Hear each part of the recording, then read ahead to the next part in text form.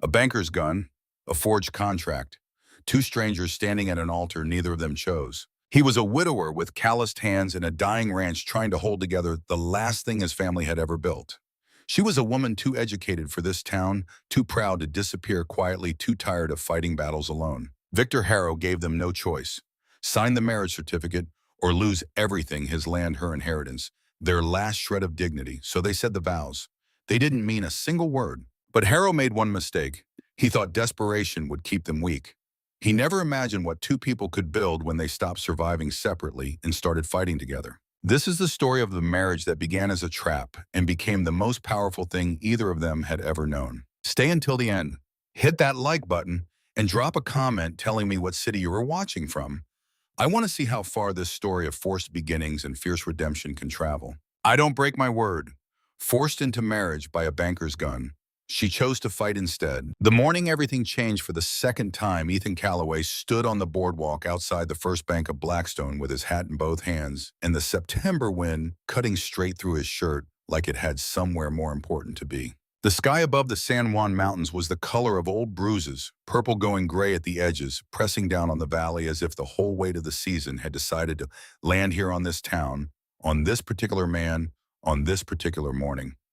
Ethan noticed it the way a man notices things when he's already braced for the worst. He filed it away in the same place he'd been filing bad omens for 2 years, ever since the drought came and the cattle market collapsed and Margaret died in the upstairs bedroom of the house his grandfather had built with his own hands. He was 34 years old. He had $12 in his jacket pocket, a 6-year-old daughter at home with Mrs. Ewan, and a debt of $6,000 to the man who was currently opening the bank's heavy oak door with a smile that had never once reached his eyes. "Mr. Calloway." Victor Harrow stepped out into the morning light, immaculate as always in his charcoal suit and silver watch chain, his pale eyes catching the weak sun like two chips of quartz. "Right on time. I do appreciate punctuality in a debtor." Ethan's jaw tightened. He had not slept.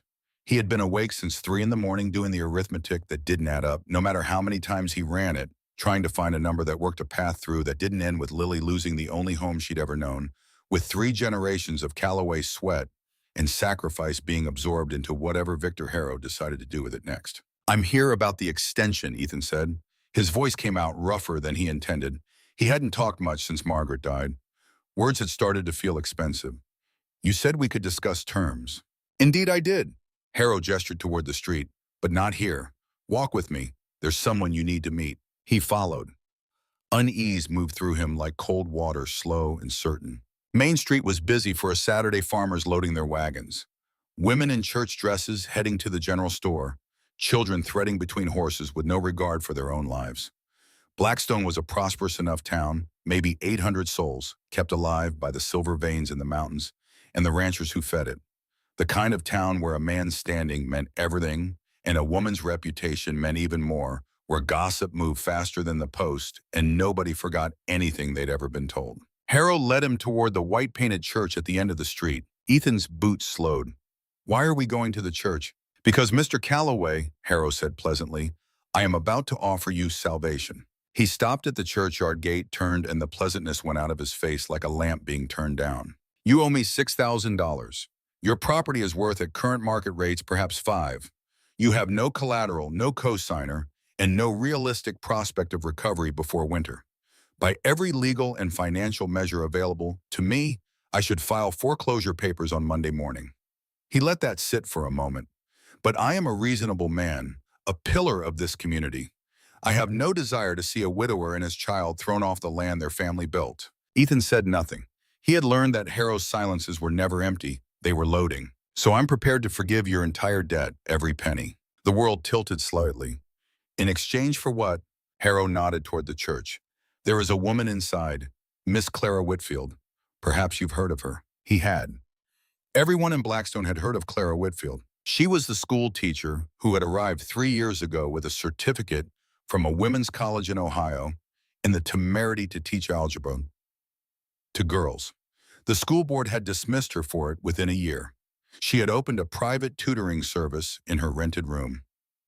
After that, surviving on what little families could pay, walking through town every day, with her chin up and her spine straight and her pale green eyes looking straight through anyone who dared to whisper. The town called her an old maid. Too educated, they said. Too proud. Unnatural, some of the older women muttered, the kind of woman who'd never learn her place because she refused to believe she had one. What about her? Ethan asked carefully. Harrow's smile returned thin and satisfied. Miss Whitfield's father passed last month. He left her a modest inheritance, some property in Chicago, a few investments. But there is a condition in his will. She must be married within 60 days, or the entirety of the estate passes to her cousin. A pause. Her cousin is a man of considerable appetites and very little decency. He has already made 2 attempts to have Miss Whitfield declared mentally incompetent in order to seize control of her assets. Ethan stared at him. You want me to marry her? I want you to sign a marriage certificate, Mr. Calloway. What you and Miss Whitfield make of the arrangement after that is entirely your business. The smile widened. You need your debt cleared. She needs a husband, legally speaking. It is elegantly simple. And if I refuse, the smile disappeared. Then I file on Monday, and you and that little girl of yours will be off Calloway Ranch by the end of the month. He pulled a folded document from his inside pocket. The ceremony is scheduled for 2 o'clock this afternoon. Reverend Walsh is waiting. Miss Whitfield has already agreed to the arrangement. She is, as you will discover, as trapped as you are. He checked his watch. You have 1 hour, Mr. Calloway. I suggest you don't waste it. Tyson.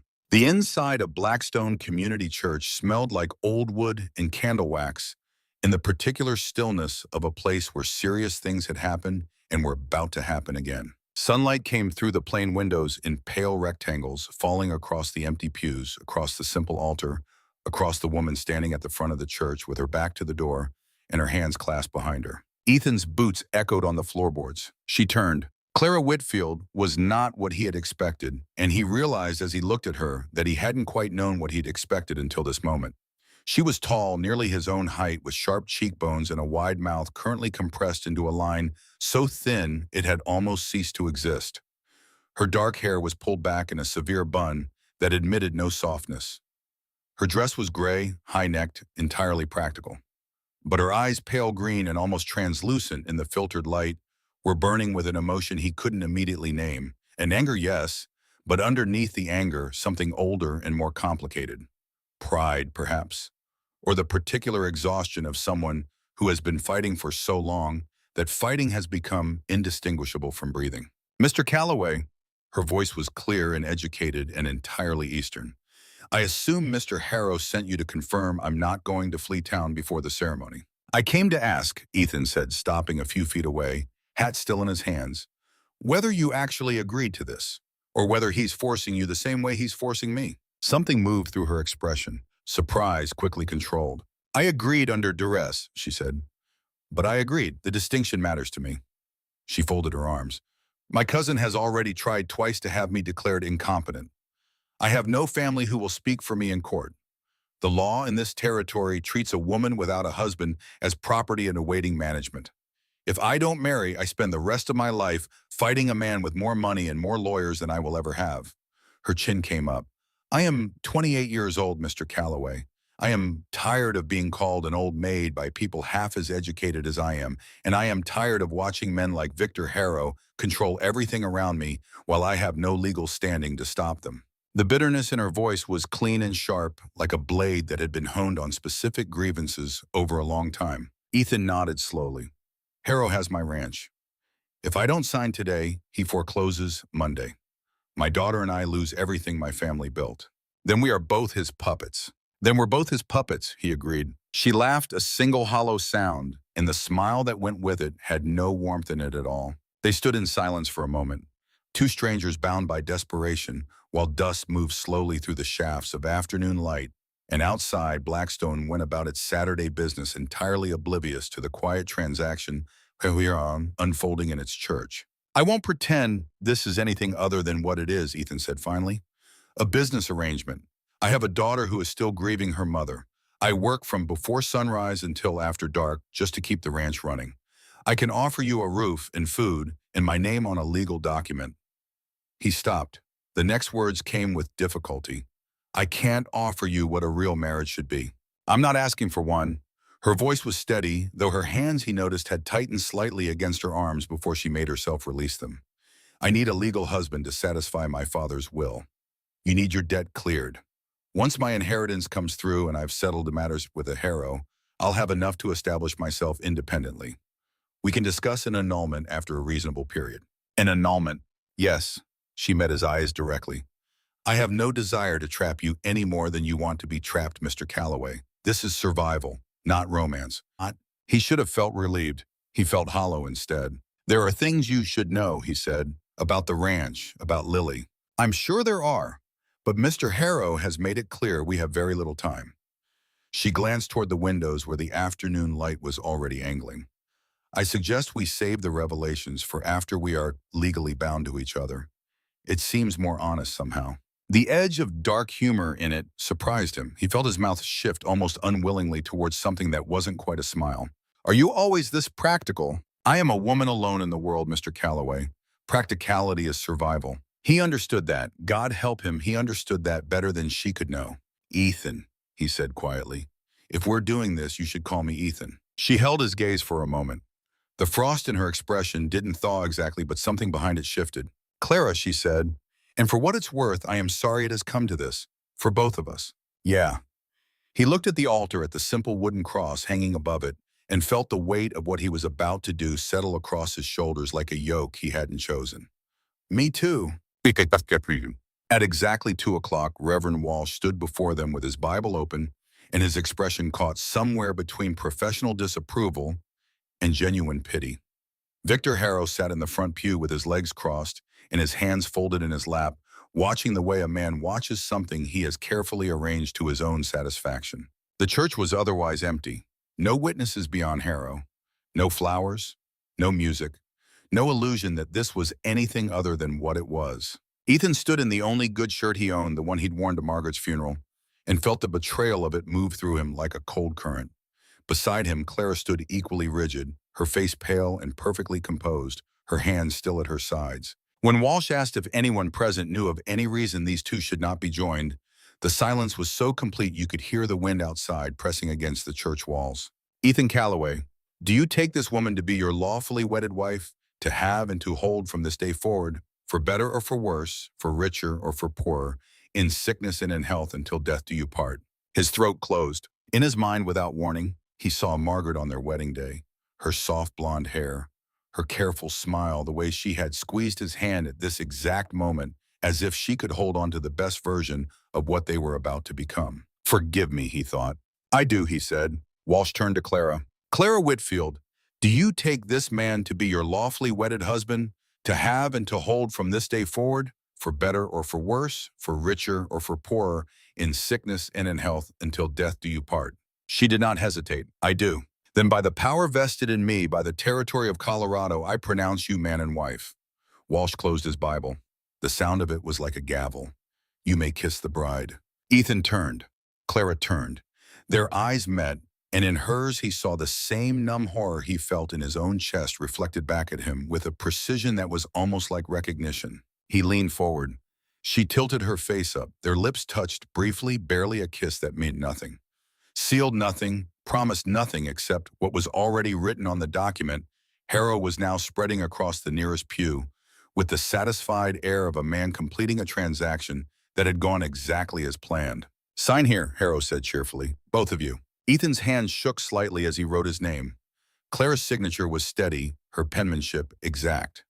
Harrow added his own flourish as witness, then folded the certificate with the careful pleasure of a man handling something valuable.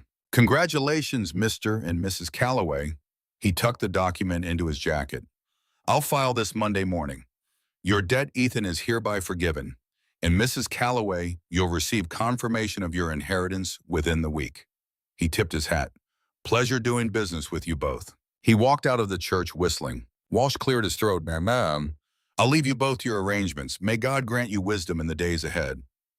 Then he too was gone, and Ethan and Clara were alone in the church, married, trapped, and strangers. The silence stretched between them like a long road with no landmarks. Well, Clara said at last. Her voice was carefully neutral.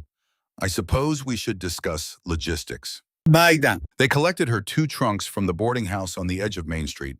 Agatha Pritchard, the proprietor, met them at the door with disapproval radiating from every line of her sharp face. "Miss Whitfield, I heard you were getting married today." Her eyes moved over Ethan with the particular assessment of a woman who had decided her verdict before she began. "How very unexpected." "Mrs. Calloway now," Clara said pleasantly. "I'll be settling my account and collecting my belongings. Consider the extra days on my room my thanks for your hospitality." The transaction was completed in complete silence. Ethan loaded the trunks into his wagon. Clara handed over the envelope of money with a smile that could have cut glass. They drove away without looking back. After a moment, Clara said quietly, "You don't have to defend me to people like her. She had no right to speak about you that way. She had every right by her own estimation. I am a woman who refused to be what this town wanted me to be, quiet, grateful, married by 20. Clara's hands were very still in her lap. I chose education over a husband. I chose independence over safety. And now I am precisely what they always said I would become, desperate enough to accept any marriage, even one arranged by a banker's manipulation." The bitterness was precise, contained like something she had looked at so many times she no longer needed to look directly at it. Ethan thought about his own desperation, about the signature still drying on that certificate. "You're not desperate," he said. "You're trapped. There's a difference." She looked at him, then really looked at him, and something shifted in her expression that he couldn't quite read. We both signing those papers to survive, Ethan. We are both exactly where Victor Harrow wanted us." He had nothing to argue against that. They drove in silence the rest of the way to Mrs. Henderson's cottage at the edge of town where Lily was waiting. "Hey, little bear." "Mrs. Henderson made cookies, Papa." Her voice was soft. Then she went still, and he knew without looking that she had seen Clara standing by the wagon. "Who is that?" He couldn't find the words. He stood there with his daughter in his arms, and the words simply refused to form in any arrangement that didn't feel like a lie or a wound. Clara stepped forward. She crouched down to Lily's level unhurriedly without performance, and she did not reach for the girl or offer a practiced smile. "Hello, Lily. My name is Clara. You can call me Clara if you like. I'm going to be staying at your ranch for a while." Lily stared at her with those dark, ancient eyes. "Why?" "Because your father and I made an agreement to help each other. I know this is strange. I know it's sudden. You don't have to like it. You don't have to like me." A pause, very quiet. "But I promise I'll try not to make things harder for you than they already are." It was exactly the right thing to say. Lily didn't smile. She didn't relax. But after a moment, she nodded a slow, considering nod, the kind that conceded nothing but acknowledged the offer, and tucked herself back against Ethan's chest. Mrs. Henderson, watching from the doorway, caught Ethan's eye. "Whole town's talking," she said quietly. "I'm sure they are. You need anything, Ethan Calloway, you come see me. Don't be too proud." She touched Lily's cheek gently. "You take care of your papa, sweet girl." "Yeah." The drive to Calloway Ranch took them up into the mountains away from Blackstone and its whispers. The road wound through aspens, already deep in their autumn, turning gold on gold, the leaves trembling and releasing in the afternoon wind, carpeting the road ahead of them in light. The mountains rose on every side, enormous and indifferent.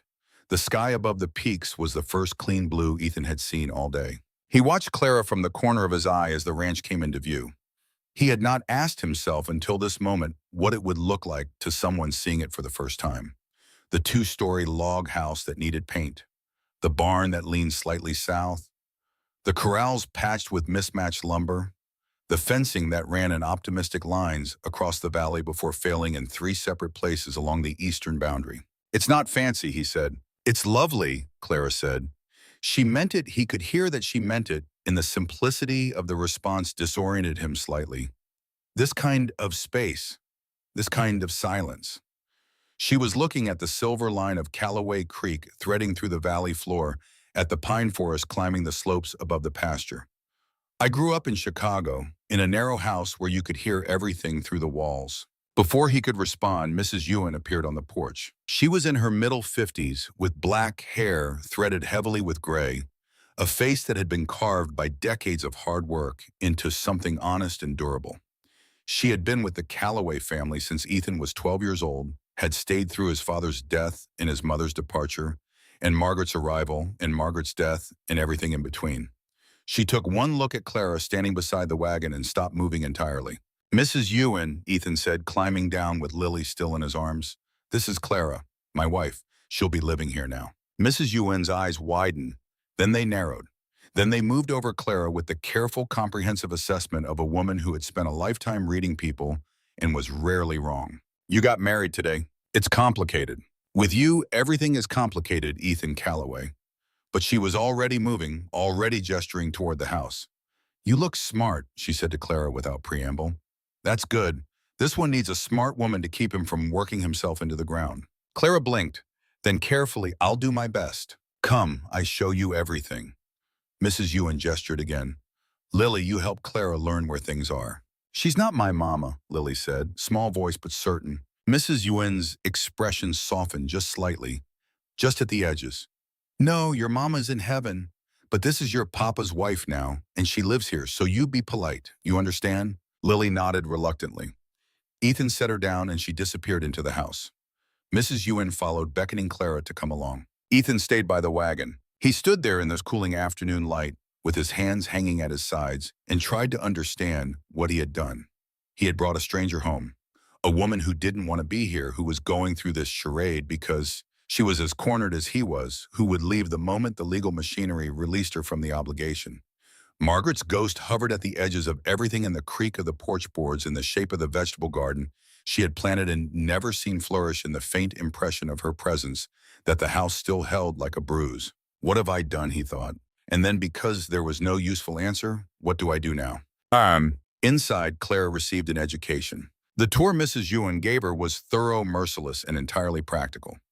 The kitchen first, the iron stove, with its temperamental left flue, the way the pantry was organized by frequency of use rather than by type, the particular whistle the kettle made when it was actually boiling versus merely making noise. The pantry itself was understocked in ways that told a clear story about a man running a household while simultaneously running a ranch on too little sleep and too little help. This was Margaret's house, Mrs. Yuen said simply when they had finished the kitchen and were moving through the main room. She didn't soften it. She died 2 years ago. Childbirth. Baby too. Ethan, he doesn't talk about it. But this whole place is still full of her. You see her things everywhere. She paused. That going to bother you? No, Clara said. I am not here to erase her memory. Mrs. Yuen looked at her for a long moment. Then she nodded a single decisive nod as if something had been decided. Good, because that little girl upstairs, she doesn't need another loss. You understand me? I understand. You know how to cook, run a house. I can learn. Something that might have been the beginning of a smile moved across Mrs. Yuen's face. You honest? I like that. She turned toward the kitchen. Come, I'll show you the stove again. Properly this time. Upstairs there were 4 bedrooms. Ethan's room, Lily's room, a guest room that currently housed 3 broken chair frames, a saddle with a cracked tree, and 2 years' worth of miscellaneous items that had been put there temporarily and never moved. And at the end of the hall, a closed door that Mrs. Yuen paused at but did not open. Margaret's sewing room, she said. Still her things inside. Ethan hasn't gone in since. She moved on. When they finished the tour, they were back in the main hallway, and Mrs. Yuen asked the question Clara had been dreading in some form since the wagon ride up. You sleep where? The guest room once it's cleared. Guest room takes time, full of broken furniture and old saddles. Mrs. Yuen studied her with the directness of a woman who had never learned the art of comfortable circumlocution. You're married now. Married people share a room. That's how it is. Mrs. Yuen, I know what kind of marriage this is. Her voice was quiet, not unkind. I'm not stupid, but the room next to Ethan's is Lily's room, and Lily has ears like a cat, and this town talks enough already. You figure it out between you. That's your business. She patted Clara's shoulder, a firm, brief touch that somehow managed to be comforting anyway. I go home now. My own husband is waiting. You need anything, you come to my house, half-mile down the road by the big oak tree. She paused at the door. Ethan, he's a good man. He's been carrying too much sadness for too long. Maybe you help him remember how to be alive again. Then she was gone, and Clara was alone in a strange house that smelled like old wood and cedar in someone else's life. She found Lily in this kitchen, sitting at the table with a glass of milk, watching the door with the focused wariness of a small animal that has learned the world is full of surprises and almost none of them are good. Are you hungry? Clara asked. I could try to make dinner. Mrs. Yuen already made stew. It's on the stove. Ah, that was kind of her. Silence. Lily took a small sip of milk. Her eyes did not leave Clara. Can I ask you something? Clara pulled out the chair across from her and sat down. What's your favorite thing to do? Do you like reading, drawing, playing outside? A long pause. I like horses, Lily said at last. Papa lets me help feed them sometimes. I've never spent much time around horses. Maybe you could teach me. Lily's expression was skeptical, the particular skepticism of a 6-year-old who has heard adults make promises before. You're from the city. You probably don't like getting dirty. Actually, I love getting dirty. I used to drive my mother absolutely mad, climbing trees and catching frogs when I was your age. Something moved across Lily's face, a flicker of genuine interest quickly suppressed, as if she had caught herself wanting something and wasn't sure she was allowed to want it. Papa says you're staying here because you made an agreement. What kind of agreement? Clara considered how to answer. The girl was 6 years old and looked at the world through eyes that had already seen more than they should have. She deserved honesty. Your father needed help saving the ranch. I needed help with some legal problems. We decided to help each other by getting married. But you don't love him? No. And he doesn't love you? No. Lily nodded slowly as if this confirmed a theory she had already developed. My mama loved him, she said. She loved him so much she died trying to give him another baby. The words were matter of fact, but the pain beneath them was so large it had to have its own weather. That's what Mrs. UN told me, that Mama died because she loved Papa too much. Clara's throat tightened. I'm very sorry you lost your mother, Lily. That must hurt terribly. It hurts every day. The little girl's eyes filled slowly, carefully, like she was fighting it. And now you're here, sleeping in her house, using her kitchen, and everyone in town is going to say things. And I don't... She stopped. The tears didn't fall, held back by sheer force. I don't want anyone to forget her. I won't forget her, Clara said quietly. How could I? She is everywhere in this house. She's in the way Mrs. UN talks about her and in the sewing room down the hall and in every part of your face when you look at your father. She is your mother. She will always be your mother. Nothing I do or say can change that. Promise. I promise. Lily stared at her for a long moment. Then she slid off her chair and walked out of the kitchen without another word. Clara sat alone at the table in a house full of ghosts and wondered how she was going to survive this house, this child, this man.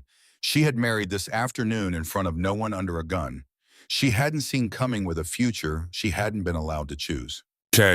Ethan came in after dark, smelling of horses and hay and long labor, his face carrying the particular exhaustion of a man who has worked past the point where rest would help. He found Clara washing dishes. The dinner she had eaten alone sat in a single clean bowl beside the drying rack. Lily had taken her supper upstairs and refused to come down. She's not going to make this easy, he said. I don't expect her to. Clara dried her hands on the dishcloth. She's protecting herself the only way she knows how. A pause. Mrs. UN showed you everything. Most of it. She's formidable. She practically raised me, Ethan said. He leaned against the doorframe, and Clara noticed for the first time the full depth of the tiredness he carried, not just the tiredness of this day or this week, but the accumulated exhaustion of 2 years of surviving alone in a house that still belonged to the life he used to have. She doesn't pull her punches. No, she doesn't. Clara folded the dishcloth. About the sleeping arrangements. I know, the guest room isn't usable. He didn't quite meet her eyes.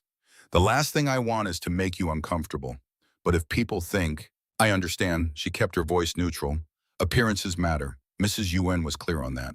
I'm not asking for... I'm not expecting. He stopped, pressed his lips together, started again. It's a big bed. I can put pillows down the middle if it would help. Pillows will be fine. The silence between them was awkward in the particular way of two people who have just agreed to something neither of them has any roadmap for. I usually go to bed around 9, Ethan said finally. I'm up before 4. I'll give you time to get settled before I come up. Thank you. He pushed off the door frame, paused. Clara, she waited. Thank you for what you said to Lily today, about not replacing her mother, about keeping your word. He didn't elaborate. He didn't need to. She's been through enough. She has, Clara agreed. So have you. He looked at her for a moment, really looked the way he had not quite allowed himself to look since the church, and then he nodded once and went upstairs. Clara heard his boots on the floorboards above her, the sound of water in the wash basin, the long creak of bed springs. Her husband, going to bed in what would now be their shared room. She stood in the kitchen for a longer time after that, her hands resting on the edge of the sink, looking out the dark window at the shadow of the mountains against the sky. Then she climbed the stairs. The bedroom was lit by a single lamp turned low. Ethan was already in bed, turned toward the wall, his breathing slow and even. A line of pillows ran down the center of the mattress, precise, deliberate, a boundary made of ordinary things. On the small table beside what had clearly been Margaret's side of the bed, a hairbrush with strands of blonde hair still caught in the bristles. Worn slippers tucked carefully beneath the frame. And on the wall above, a small photograph of a young woman with soft features and kind eyes holding an infant against her chest. Margaret Calloway, the first wife, the loved wife. Clara changed behind the privacy screen in the corner. She moved without sound. She slipped beneath the covers on her side of the pillow wall and lay on her back staring at the ceiling, listening to the wind move through the pines outside and the distant sound of cattle settling for the night, and the slow, even breathing of the man she had married this afternoon, this stranger, this grieving father, this man whose land and whose daughter and whose carefully maintained solitude she had walked into with 2 trunks and no invitation. The bed was warm from him. The room smelled like soap and leather and something indefinably masculine, the scent of someone who worked outdoors and came home tired and asked nothing of the world except to be left alone with his grief. She thought about Chicago, about her father's study where she had read the will by lamplight, her hands shaking so badly the pages rattled, about Franklin Holt and his careful smile and his insistence that a woman of her intelligence really should let someone else manage the complicated business of money and property, don't you think? About the way he had looked at her when she refused to sign the financial proxy. Not angry, not even surprised, just cold as if she had confirmed something he'd always suspected about her. "You don't know how to be loved," he had told her. "You know how to argue and analyze and dissect, but you don't know how to simply trust someone." She had thought about that every day for a year. She thought about it now in this borrowed bed, in this borrowed house beside this borrowed husband, and decided she still didn't have an answer, and that the absence of an answer would have to be enough for tonight. Outside, an owl called once in the darkness.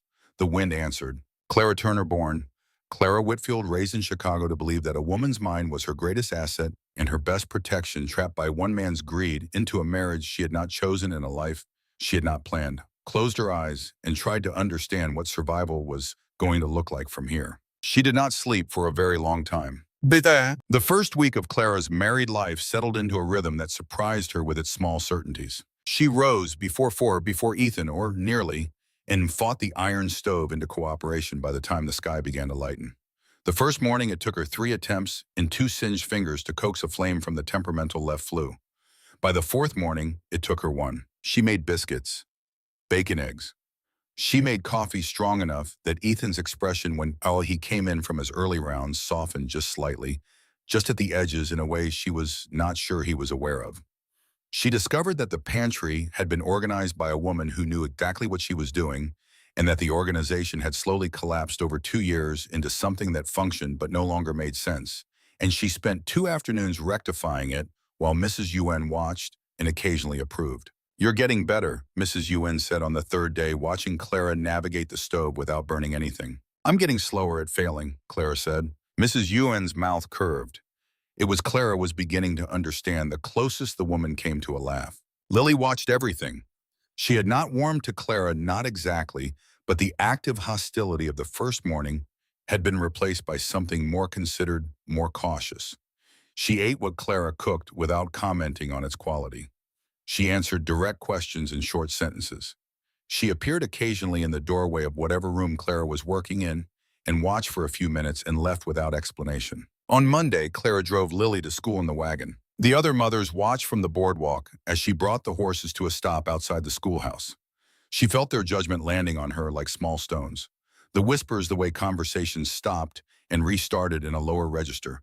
The particular look that meant someone was waiting to see what you would do before deciding what to think of you. The teacher, Miss Hartwell, was a pinched woman in her 40s who looked Clara up and down with the careful distaste of someone who had found an insect in an unexpected place. "Mrs. Calloway," she said, making the new name sound like a question someone had answered incorrectly. "How unexpected. I hadn't realized you had taken on stepchildren." "I'm bringing my stepdaughter to school," Clara said evenly. "Yes, your very sudden marriage." The smile was thin. "The whole town is discussing it, I'm afraid." I do hope the disruption won't prove unsettling for dear Lily. The poor child has been through so much already. Clara looked at her for a moment. Lily will be fine, she said pleasantly. She is a Calloway. They are not unsettled easily. She crouched briefly, squeezed Lily's hand, and Lily, to her credit, did not pull away. Then she stood. Good morning, Miss Hartwell. She was back in the wagon and moving before the woman could form a response. That evening, Lily came home with red-edged eyes and said nothing at dinner. Ethan asked gently. Lily told him in fragments, the other children, the whispers, the particular cruelty that children learn from their parents and practice on each other with great efficiency. They said she's not my real mama, Lily said. She isn't, Ethan said. She's never claimed to be. They said you only married her because you needed someone to cook and clean. Lily looked at her bowl. Jenny Marshall said I was turning into a wild thing without a proper woman to raise me. You are not a wild thing, Ethan said, his voice low and tight. You are perfect exactly as you are, Lily Grace. And anyone who tells you differently is repeating things they heard from people who don't know what they're talking about. He paused. What did you tell them? Lily was quiet for a moment. Then, with the careful dignity of someone who has decided on the exact amount of truth to reveal, I told them she wasn't my mama and she never would be. She looked up. Is that wrong, Papa? No, Ethan said. It's true. Later, after Lily had been put to bed, and Ethan had come downstairs to find Clara going through the household accounts with a pencil and a furrowed brow, he stood in the kitchen doorway and watched her for a moment without speaking. She looked up. Your expenses are not balanced, she said without preamble. 3 of your major suppliers are overcharging you significantly. The feed merchant is billing you for £400 when your records indicate delivery of closer to $260. The blacksmith has invoiced you twice for the same repair on the East Corral gate. Ethan came into the kitchen, slowly sat down across from her, looked at the column of figures she was pointing to. She was right. Of course she was right. I don't have time to argue with merchants, he said. I barely have time to keep the ranch running. Then let me handle it. I'll go into town tomorrow, review your accounts with each of them directly. She met his eyes. I may not know how to birth a calf or mend a fence properly, but I know numbers. I know contracts. Let me be useful. He should have kept his distance, should have maintained the clear boundary between the legal fiction of the marriage and the actual reality of the ranch. But he was tired, so fundamentally, comprehensively tired, and she was looking at him with those fierce green eyes, as if she could see exactly how heavy the load was and was genuinely practically offering to carry part of it. All right, he said. She nodded, closed the ledger. Then as she stood to leave, Lily is not a wild thing. She is a child doing the best she can in a situation no child should have to navigate. If it matters, I think she is extraordinary. He had no response to that. It sat in his chest for a long time after she went upstairs alongside the realization, quiet, unwelcome, impossible to dismiss, that this marriage might be more complicated than either of them had bargained for. Ditsa. It was Mrs. Ewan on the 5th day who told Clara about the surveyors. 2 men were out on the eastern pasture yesterday afternoon, she said while she and Clara were hanging laundry behind the house, walking around with equipment, writing things down. She pinned a sheet with practiced efficiency. Ethan saw them, told them to leave. They said they were there on official territorial business and showed him a paper with a government seal. Clara's hand slowed on the sheet she was holding. What kind of survey? That's what worries me. Ethan. He came back from the field last night looking like someone had walked over his grave. Mrs. Ewan looked at her directly. He doesn't know I saw them, but I did. And those men, they had a brand on their saddlebags, a mountain and a star. I've seen that mark before. On the papers Victor Harrow keeps in his office. Clara stood very still. When did you see Harrow's papers? My husband borrowed money from Harrow 5 years ago to buy equipment. We paid every penny with interest. But Harrow tried to tell us we still owed more. We had to get a lawyer from Denver to prove we had paid. Mrs. Ewan's voice was measured, but her eyes were hard with old anger. When we were in his office reviewing the documents, I saw files with that mark on the label. I didn't know what it meant then. Didn't know. Clara thought about what Harrow had said to her in the street on the day of the wedding. I have plans for the Calloway Ranch that don't include a strong-willed woman interfering with business. She had understood it as a threat. Now standing in the autumn wind with a sheet in her hands and the mountains rising all around her, she began to understand it as a timetable. He's already moving it, she said. Mrs. Ewan nodded slowly. I think so. That evening, when Ethan came in from the south pasture, Clara told him what she knew and what she suspected. He listened without interrupting. When she finished, his face had gone, the careful, controlled stillness of a man who has received bad news and is deciding how to respond to it. The eastern pasture, he said. He's been asking to lease it for a year. Hunting grounds, he said. Ethan set his hat on the table. I kept telling him no. He looked up. He told you when he stopped you in the street he wants the water rights too. The creek. Both. The mineral deposit and the water access. Clara sat down across from him. The debt forgiveness, the forced marriage. It was never about collecting what you owed him. It was about keeping you manageable while he built the legal framework to take what he actually wants.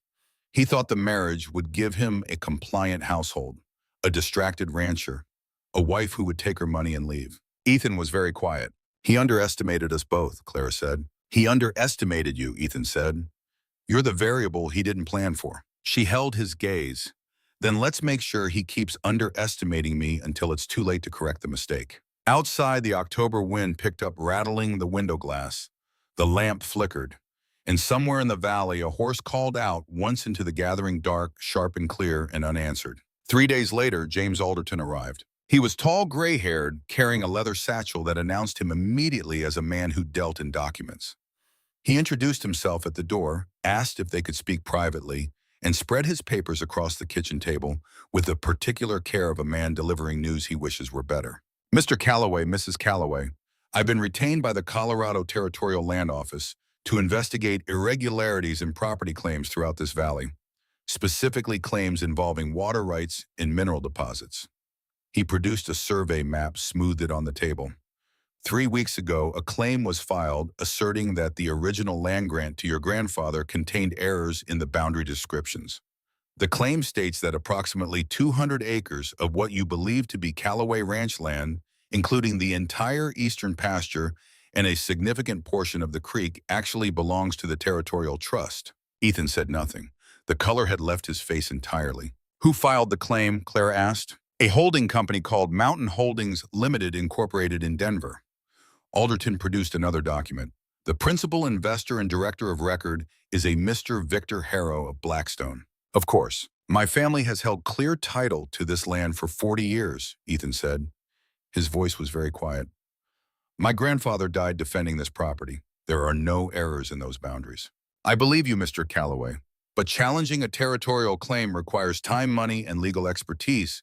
It will also require demonstrating continuous occupation and improvement of the contested land, and it will need to be done quickly. There is an initial hearing scheduled in 6 weeks. How much? Clara asked. Alderton was honest about it. The retainer alone was $500. Total cost, depending on how aggressively Harrow chose to fight, could reach several thousand. Ethan sat down. The word several landed on the kitchen table like a stone. We don't have several $1,000s, he said. My inheritance, Clara said. Her voice was calm. Both men looked at her. When it comes through within the week, Harrow said, now that we're legally married, it will be enough to retain Mr. Alderton and fund the improvements we need. We use that. Clara, Ethan's voice was careful. That's your money. That's the whole reason you... That's our money, she said. We are married. What's mine is yours under territorial law, as Harrow himself was very happy to arrange. She let the irony of it sit for a moment. And I have no need of an escape fund if I'm not escaping. Silence. Ethan looked at her across the table. She could see him processing it, the arithmetic of trust, the calculation of what it meant to accept help from someone who had not been asked to give it. If we do this, he said slowly, there's no going back. He'll push harder. He'll come at us with everything he has. He already is, Clara said. The only question is whether we're standing when he does it. She held out her hand across the table. Ethan looked at it, then he looked at her. Then for the first time since a church in Blackstone on a September afternoon, he made a choice that had nothing to do with desperation or obligation. He shook her hand. Partners, he said. Partners, she agreed. And across the table, James Alderton quietly began to write. The morning after Alderton left with his leather satchel and his careful promises, Clara drove the wagon into Blackstone alone. The October air was sharp enough to cut frost still white in the shadowed places. Along the road, her breath coming, in small clouds, the horse's hooves ringing clean and certain on the hard-packed dirt. She had the household ledger under her arm and a list of merchants in her jacket pocket and the specific, focused calm of someone who has decided the only way through a thing is directly through it. The town watched her arrive. She felt it in the way conversations went quiet as she passed in the particular angle of heads, turning along the boardwalk in the studied neutrality of faces that were doing a great deal of work. She had walked through worse weather than this. She kept her eyes forward and her pace unhurried and her expression entirely composed. The feed merchant's shop was first. Norris was a thick-necked man in his 50s who kept his store with the organized aggression of someone who had decided that a well-stocked counter constituted a kind of power. He looked up when she came in, and his expression made it clear that he had already heard about the wedding and already formed an opinion about it, and had very little interest in revising that opinion. "Mrs. Calloway," he said, managing to load the syllables with approximately 3 different kinds of dismissal. "Good morning." Clara set the ledger on his counter and opened it to the relevant page. "I'm here to discuss your billing practice with regard to my husband's account. These invoices," she pointed, "show deliveries of 600 pounds of oats over the past 4 months. Your husband's receiving records indicate 420. She looked up. "That's a discrepancy of nearly 200 pounds, Mr. Norris, at current pricing. I'd like to understand how it happened." A flush began at the base of Norris's neck and moved upward with the slow certainty of a tide. "Your husband signed for those deliveries. My husband is a rancher, not an accountant. He trusted you to deliver what he paid for." Clara kept her voice level. "I am neither a rancher nor inclined to trust. So I will need an explanation, or I will need a credit, or I will need to take my husband's substantial future business to the Miller operation outside town, which I understand has recently expanded their feed storage." The flush reached his face. His jaw worked. "You calling me a thief? I'm calling your invoices inaccurate. Whether that is the result of error or intent is at the moment your problem and not mine. What interests me is resolution." She slid the paper across the counter. "These are the market rates for feed from Denver and Colorado Springs. I expect you to honor them going forward, and I expect a credit of $60 against the outstanding balance reflecting the discrepancy." Norris stared at the paper, his hands large and work roughened on the counter pressed down, as if he was considering whether the counter itself might be on her side. $60, he said. $60, 30 days net on future orders, and no further irregularities. She held his gaze. "I have gone through every invoice in my husband's files going back 14 months, Mr. Norris. I know exactly what was paid, what was received, and where the numbers disagree. If you would like, I can walk through each one individually. I have a great deal of patience." She could see him calculating, fury on one side, the arithmetic of consequences on the other. He took the paper. "Credit of 40, he said. 40 and new rates. 50 and new rates." Another silence. She waited without moving. "Fine," he said. 50. But payment in advance on the first order. 30 days net is standard, as I said." He turned away from her without shaking the hand she offered. "Get out of my store, Mrs. Calloway." She left with her head high and her hands trembling by the time she reached the wagon, though not from fear. From the particular drain of holding yourself completely steady while someone looks at you with naked contempt and you cannot afford to show that it costs anything. She stood beside the wagon for a moment, breathing the cold air, letting her hands come back to steadiness. Then she went to the blacksmith, then the general store, then the grain merchant. By midday, she had renegotiated the terms of every major supplier account. On Ethan's list identified and documented nearly $200 in overcharges dating back over a year, and made herself, she was quite certain, the most actively disliked woman in Blackstone. She was loading the supply boxes into the wagon when she heard footsteps on the boardwalk behind her. The particular footsteps of a man who has learned to walk in a way that announces his arrival before he means to speak. "Mrs. Calloway, how fortunate." She did not turn immediately. She set the last box in the wagon bed, settled it firmly, then turned. Victor Harrow stood at the edge of the boardwalk in his charcoal suit, his silver watch chain catching the noon light. His expression was pleasant in the way that a trap is pleasant, entirely neutral, absolutely deliberate. "Mr. Harrow, I've been hearing interesting reports about your morning." He descended one step, moving closer with the easy confidence of a man in his own territory. Renegotiating accounts, reviewing invoices, making quite an impression on the local merchant community. The smile sharpened at the edges. "You are proving to be considerably more assertive than I had anticipated. If you expected meek gratitude, you don't know me at all." "On the contrary." Another step. "I know you very well, Clara. You are intelligent, educated, and until very recently quite desperate. You agreed to this marriage because you had no better option. And I know that somewhere in the past 2 weeks, you have begun to wonder whether you made a terrible mistake by staying. She held her ground. What do you want, Mr. Harrow? Merely to remind you that the terms of our arrangement remain perfectly available to you. He produced an envelope from his jacket with the smooth deliberateness of a man who has rehearsed this. Your inheritance has cleared probate. The funds will be transferred to a Denver bank account in your name within the week. The amount after my commission for the loan I made to your late father is quite sufficient to establish yourself comfortably in a city more suited to your abilities. The pale eyes watched her without warmth. Chicago, perhaps, or Boston? Somewhere that would actually value what a woman with your education has to offer. Clara looked at the envelope without touching it. And what do you get out of this? Harrow's smile didn't waver. The satisfaction of seeing a capable woman make the most of her opportunities. Try again. A pause. The smile modified itself into something more direct. Let us say that I have certain plans for the development of this valley's mineral resources. Plans that would benefit the entire region considerably. Ethan Calloway on his own is a manageable obstacle, a tired rancher with a failing operation, and no stomach for protracted legal fights. Ethan Calloway with a wife who understands finance and contracts and is willing to spend her own money fighting him. He shrugged, elegant and precise. That is a more complicated picture. The full shape of it settled over Clara like cold water. The eastern pasture, she said. The water rights to the creek. That's what you've always wanted. The debt, the forced marriage, it was all a way to control him while you built the legal mechanism to take it. Harrow said nothing. He didn't need to. And now that I've made myself an obstacle instead of a pawn, Clara said, you want me gone. I'm offering you freedom, Clara. Take your money file for divorce on grounds of incompatibility and go build the life you actually deserve. You don't owe Ethan Calloway anything beyond what you've already given him. She looked at him for a long moment. At this man in his expensive suit, with his careful words and his pale predator's eyes, who had arranged two people's lives like pieces on a board, and was now surprised to find that one of the pieces had opinions about where it was placed. I made a promise, she said. When I signed that marriage certificate, I gave my word. I may not have chosen this life, Mr. Harrow, but I don't break my word. She tucked the ledger under her arm. Not for debt forgiveness, not for a convenient inheritance, and not for you. She climbed into the wagon. Think carefully, Harrow said behind her. His voice had lost its pleasantness entirely. I am offering you a door.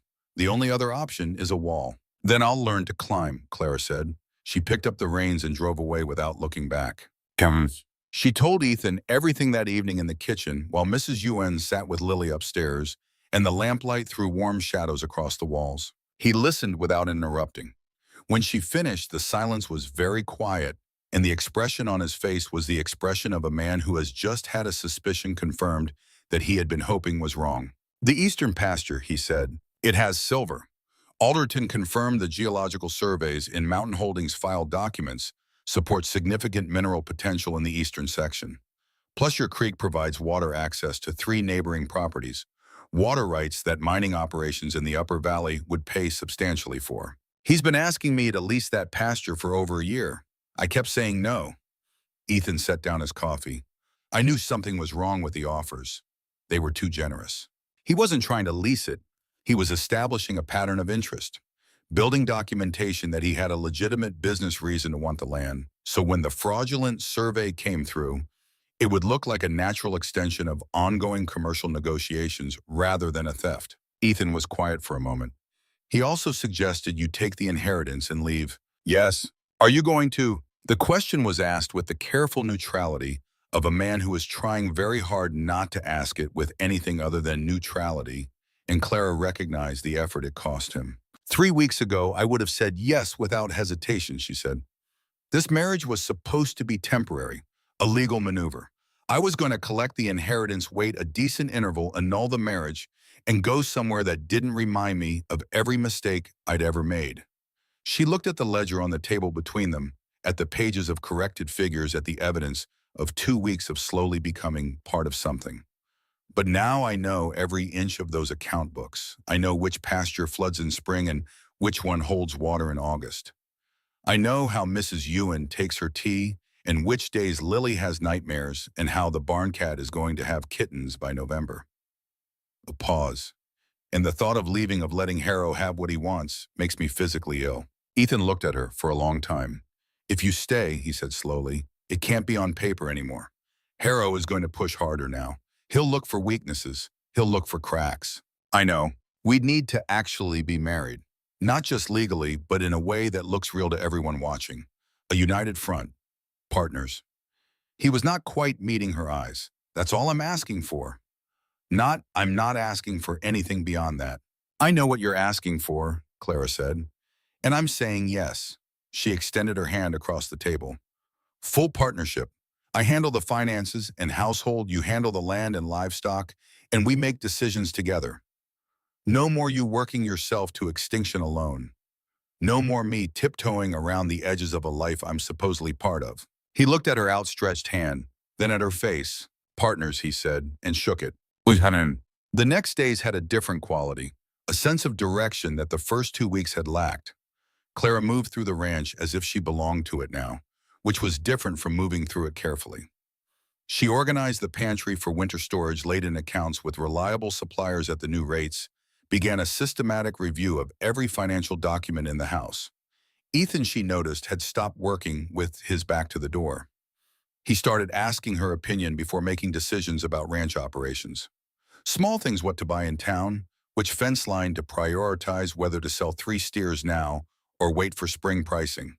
He asked as if the answers genuinely interested him. On the 3rd evening after their agreement, she found him sitting on the porch steps after dark with an untouched cup of coffee cooling beside him, looking out at the valley. She came out, sat on the step below his, and was quiet. After a while, he said, I owe you an apology. For what?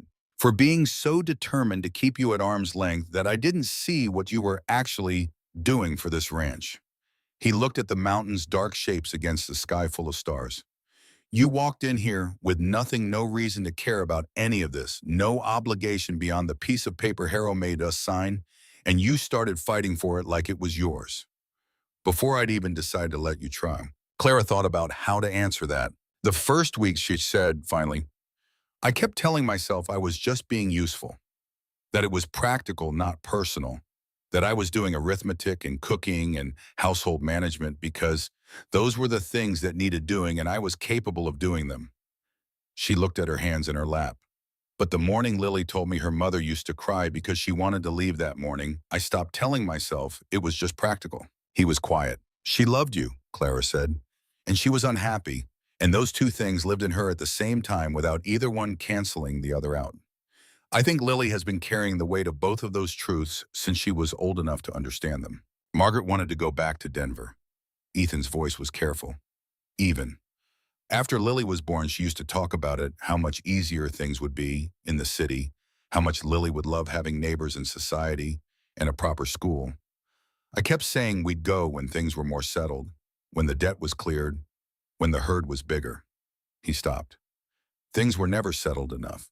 The second pregnancy, Clara said gently, she told me she thought a boy might change my mind, that if we had a son and heir, I'd finally be willing to leave the ranch to a foreman and move somewhere she could be happy. His voice roughened. She died trying to give me something I never asked for. And I've spent 2 years wondering if I killed her just by refusing to leave. The stars were very bright tonight and very far away. Clara looked at them for a moment before she answered. She made her own choices, she said. She chose to stay. She chose to try for another child. She chose to hope that love was enough to bridge the distance between what you wanted and what she needed. Those were her choices, Ethan, not yours. A pause. You didn't kill her. You just couldn't save her. That's different. That's a grief you're allowed to carry, but it's not the same as guilt. He didn't respond, but she heard his breathing change, a slight release, as if something had been held at tension for a very long time and had just barely begun to ease. They sat in silence until the cold drove them in, and neither of them mentioned it afterward. No! It was Lily who told her on a Thursday afternoon while they were feeding the horses. They had developed a routine, she and the girl, not a warm one exactly, but a functional one, a careful side-by-sideness that had its own value. Lily showed her how to hold the feed bucket so the horses wouldn't knock it out of her hands.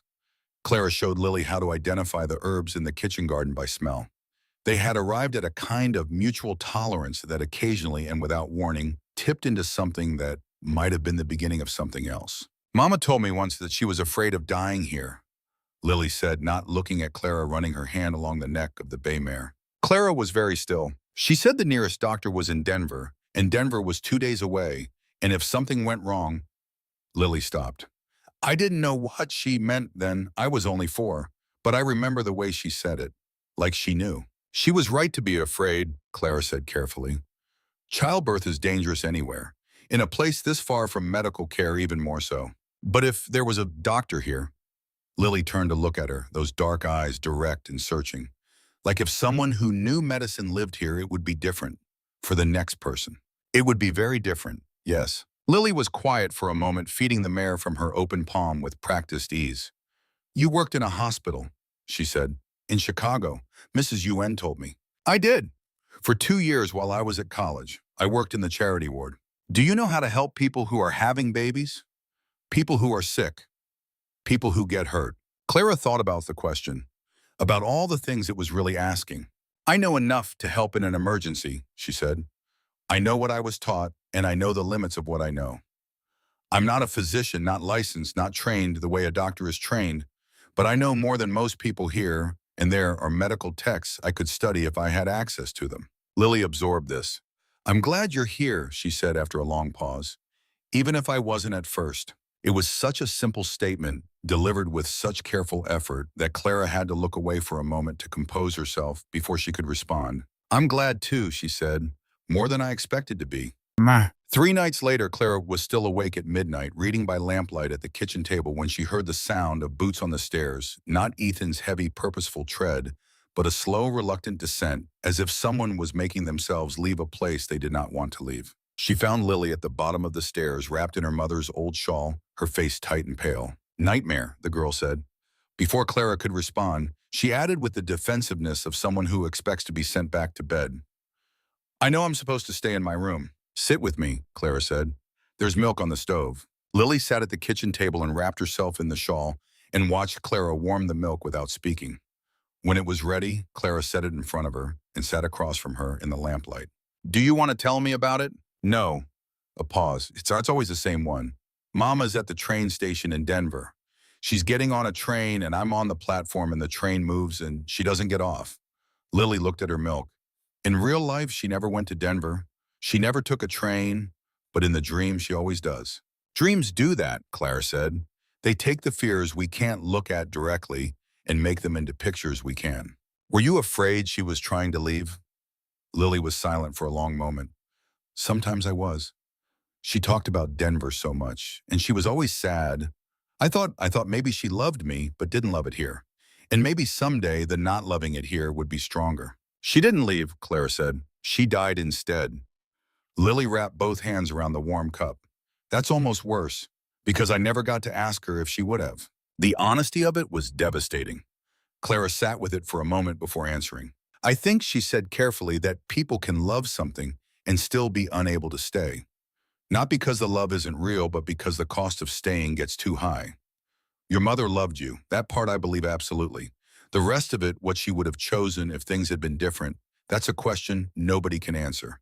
And carrying it, trying to answer it, will only hurt you. Lily was quiet. Then, did your mother love you? Yes, very much. Did she stay? She died when I was 19, so she didn't have a choice. Lily looked at her with those eyes that had seen too much. Is that why you're not afraid of hard things? Clara thought about that. I think losing someone teaches you that hard things happen whether you're afraid of them or not, she said, so you might as well be moving when they hit. Lily finished her milk. She sat for a moment longer, and then she stood, and for one brief, unmistakable moment, she rested her small hand on Clara's arm, just for a second, just a touch before she went back up the stairs. Clara sat alone in the lamplight for a long time after that. 2 weeks after Alderton's visit, something happened that would change the shape of the fight entirely. Alderton returned with a second lawyer, a sharp-eyed woman named Diana Pruitt, who specialized in territorial land disputes and had the look of someone who had argued in front of difficult men for so long that nothing they said could surprise her anymore. They spread documents across the kitchen table, and Alderton began. The good news is that Marshall Tanner has confirmed the survey equipment used to file Mountain Holdings' boundary claim came from a surveyor named Marcus Webb operating out of Denver. Marcus Webb is the nephew of Douglas Crane. And Douglas Crane, Claire asked. is the third principal investor in Mountain Holdings Limited, along with Harrow and a territorial judge named Morrison. Pruitt pushed a document across. Crane was successfully sued in Wyoming 2 years ago for using forged survey documents to claim mineral rights on a ranching property outside Cheyenne. The Wyoming case established a clear pattern. Crane identifies properties with mineral potential. Webb creates fraudulent survey documents showing boundary irregularities, and their investors file territorial claims before the property owners have time to mount a legal response. Ethan was very still. They've done this before. At least 3 times that we can document, Alderton said. The Wyoming case, a water rights dispute in New Mexico that was settled quietly, and a mining claim in Utah that's still in litigation. He looked at Clara. If we can establish that Mountain Holdings is running the same scheme here, this stops being a civil property dispute and becomes a criminal matter. The territorial attorney general would have to get involved. What do we need? Clara asked. Testimony, documents, proof of a pattern of illegal behavior, other victims who are willing to come forward. Pruitt folded her hands on the table. The challenge is that most people who've been targeted by this kind of operation don't fight back. They settle or they lose, and either way, they don't want to revisit it. I'll get you testimony, Clara said. Alderton looked at her skeptically. That's a significant undertaking. You'd need to cover a large area, and people won't necessarily be willing to speak to a stranger. I'm already the most hated woman in Blackstone. I have nothing further to lose on that front. She looked at Ethan. Give me a week. He looked at her for a moment, then be careful.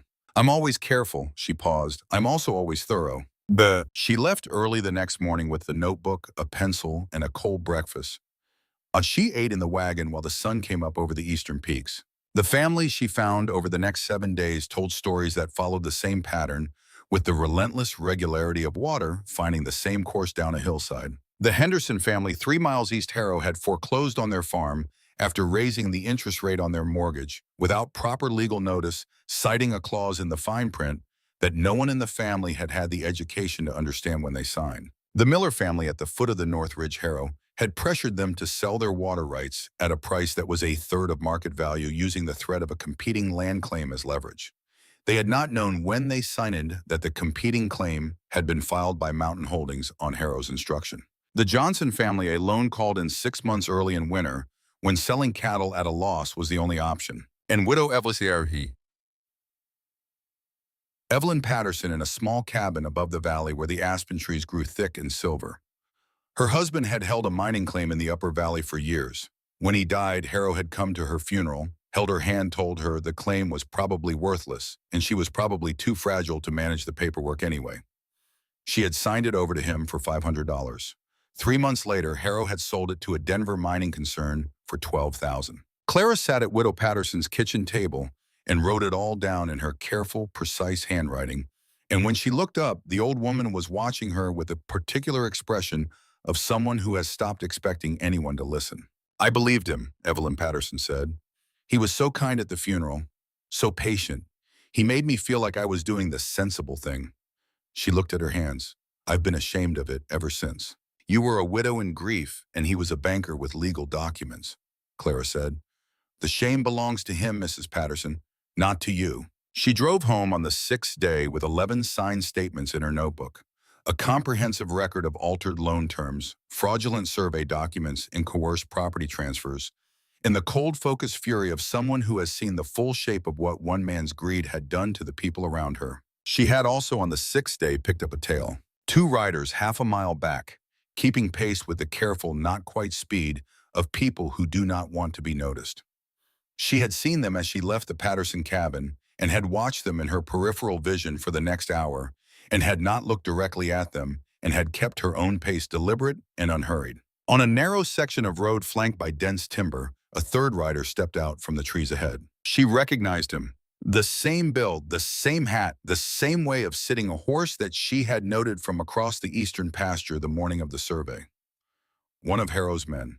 Afternoon, Mrs. Calloway. The smile was unpleasant. Mr. Harrow would like a word. Mr. Harrow can make an appointment. She kept her voice level and her hands still. Now get out of my way. Afraid I can't do that. You've been talking to people you shouldn't talk to, asking questions that aren't your business. Mr. Harrow thinks maybe you need a reminder about knowing your place. The two riders behind had closed in, boxing the wagon on three sides. Clara made a rapid, precise assessment of her options. The rifle was under the seat, reachable, but not without announcing the reach. Running was possible, but pointless. They were on faster horses. Standing her ground and refusing to be afraid was the only card she actually held. "If you're going to threaten me," she said coolly, "at least have the decency to do it directly. I have no interest in hired thugs doing their employer's dirty work by implication." The rider's smile faded. "You got a smart mouth for a woman in your position, and you have a limited vocabulary for a man trying to intimidate someone. Either state your business plainly or move aside. You're blocking a territorial road, which I believe is an offense under the Blackstone Municipal Charter." It was a guess. It landed. The rider hesitated, and in that hesitation, hoofbeats. Marshal Roy Tanner came around the bend at a canter with his rifle already out of its scabbard, and his expression carrying the particular calm of a man who has been in this situation many times before. "Afternoon," he said pleasantly. "You boys seem to be in the way." The three riders exchanged glances. Then they were gone, spurs down horses, wheeling, disappearing back into the timber without a word. Marshal Tanner rode up to the wagon and looked at Clara with the evaluating expression of a man who was used to seeing how people responded to danger after it had passed. "You all right, Mrs. Calloway?" "Entirely." Her hands were trembling slightly on the reins. She hoped he couldn't see it from his distance. "Thank you, Marshal. Been keeping an eye on you when I can. Figured Harrow might try something." He holstered his rifle. "You've been making him nervous. In my experience, nervous men do stupid things." "Good," Clara said. "I intend to keep making him nervous."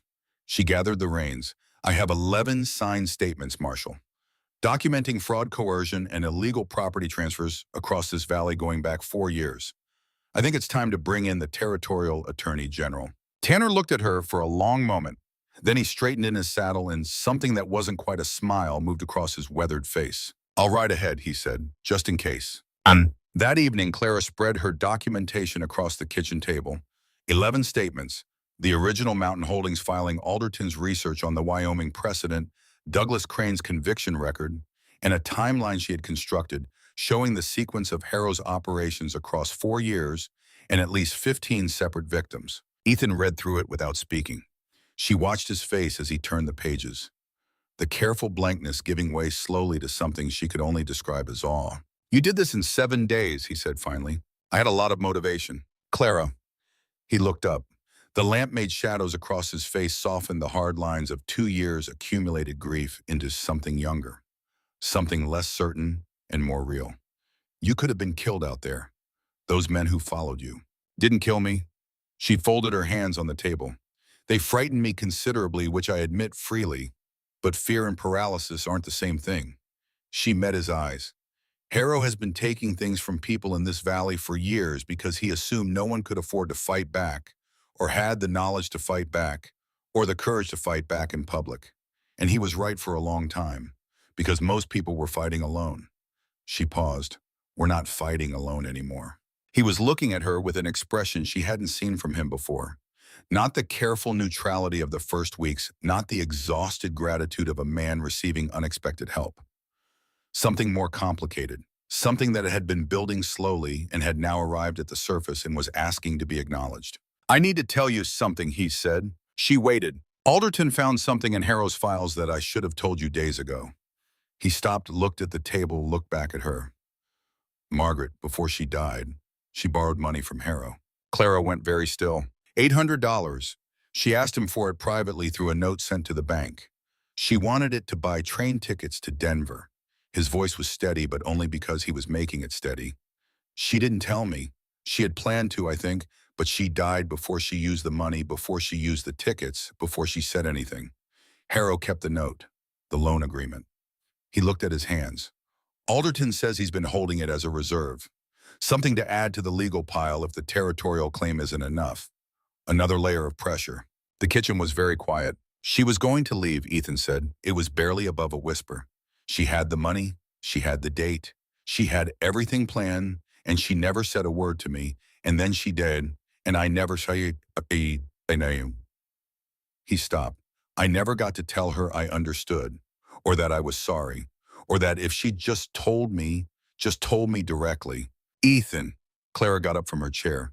She moved around the table and sat beside him, not across from him, and she said the thing she believed. She made her choice. She was going to make a different choice. She never got to make it. None of that is something you could have controlled or changed or fixed by loving her differently. She put her hand over his on the table, not because she had planned to, not because she had thought about what it meant, but because it was the right thing, and she was someone who did right things when she saw them. What she felt is not your failure. What she wanted is not your crime. She was a person who had her own grief and her own desperation and her own plans, and you didn't cause any of it by simply being who you were. He looked at her hand on his. He didn't pull away. They sat like that for a long time while the fire burned down and the night sounds of the ranch drifted in from outside cattle, shifting horses in the barn, the wind through the pine trees, all the small sounds of a place that was alive and continuing. Despite everything, and Clara held onto his hand and did not let go. She was asleep when it happened. The sound came through the pre-dawn quiet like a crack of displaced air, sharp and flat and unmistakable to anyone who had worked enough years in a city hospital to recognize the particular sound a rifle makes from a significant distance. Clara was out of bed before she was fully awake, her body moving on its own recognition. The second shot, no, she had misheard. There had been no second shot. One shot, one. She pulled on her boots and her coat and was in the barn and hitching the team. In 4 minutes, her hands moving, without thought, her mind in a state of perfect cold clarity. The shot had come from the direction of the eastern pasture. Ethan had said 2 days ago that he needed to check the fence line down there. She had told him to wait to take one of the Alderton's Denver contacts with him, that going out to that pasture alone was inviting exactly this. He had said he'd be careful. She drove the wagon at full speed down the track toward the eastern boundary, standing in the wagon bed to see over the horses' heads, watching the frost-white grass for any movement. She found him in the long grass beside the broken fence line, half on his knees, his right hand pressed against his left shoulder, blood dark and spreading through the flannel of his shirt, with the purposeful efficiency of something that has decided it has somewhere important to be. Ethan. She was out of the wagon before it stopped moving. 3 of them, he said through his teeth as she reached him. Same men as before. Message from Harrow. Drop the legal challenge sign over the water rights and it stops. I know. Be quiet. She had already stripped off her shawl and was pressing it against the wound. His face was gray-white and his breathing was too fast and shallow, which meant shock was beginning, and the blood was coming faster than she wanted.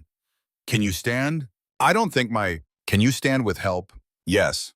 Then we're going to stand on 3. She got under his good arm, took his weight, and they went upright together in a lurch that made him make a sound between his teeth that he was clearly trying not to make. I've got you, she said. Don't you dare let go. She got him to the wagon, got him into the bed, climbed up, took the reins, and drove back to the house at the fastest pace she trusted on the rutted ground, because fast enough to get him there before he lost too much blood was the only calculation that mattered. Mrs. Yuen met them at the door with one look at the scene and immediately began organizing. Boiling water, clean cloths, whiskey.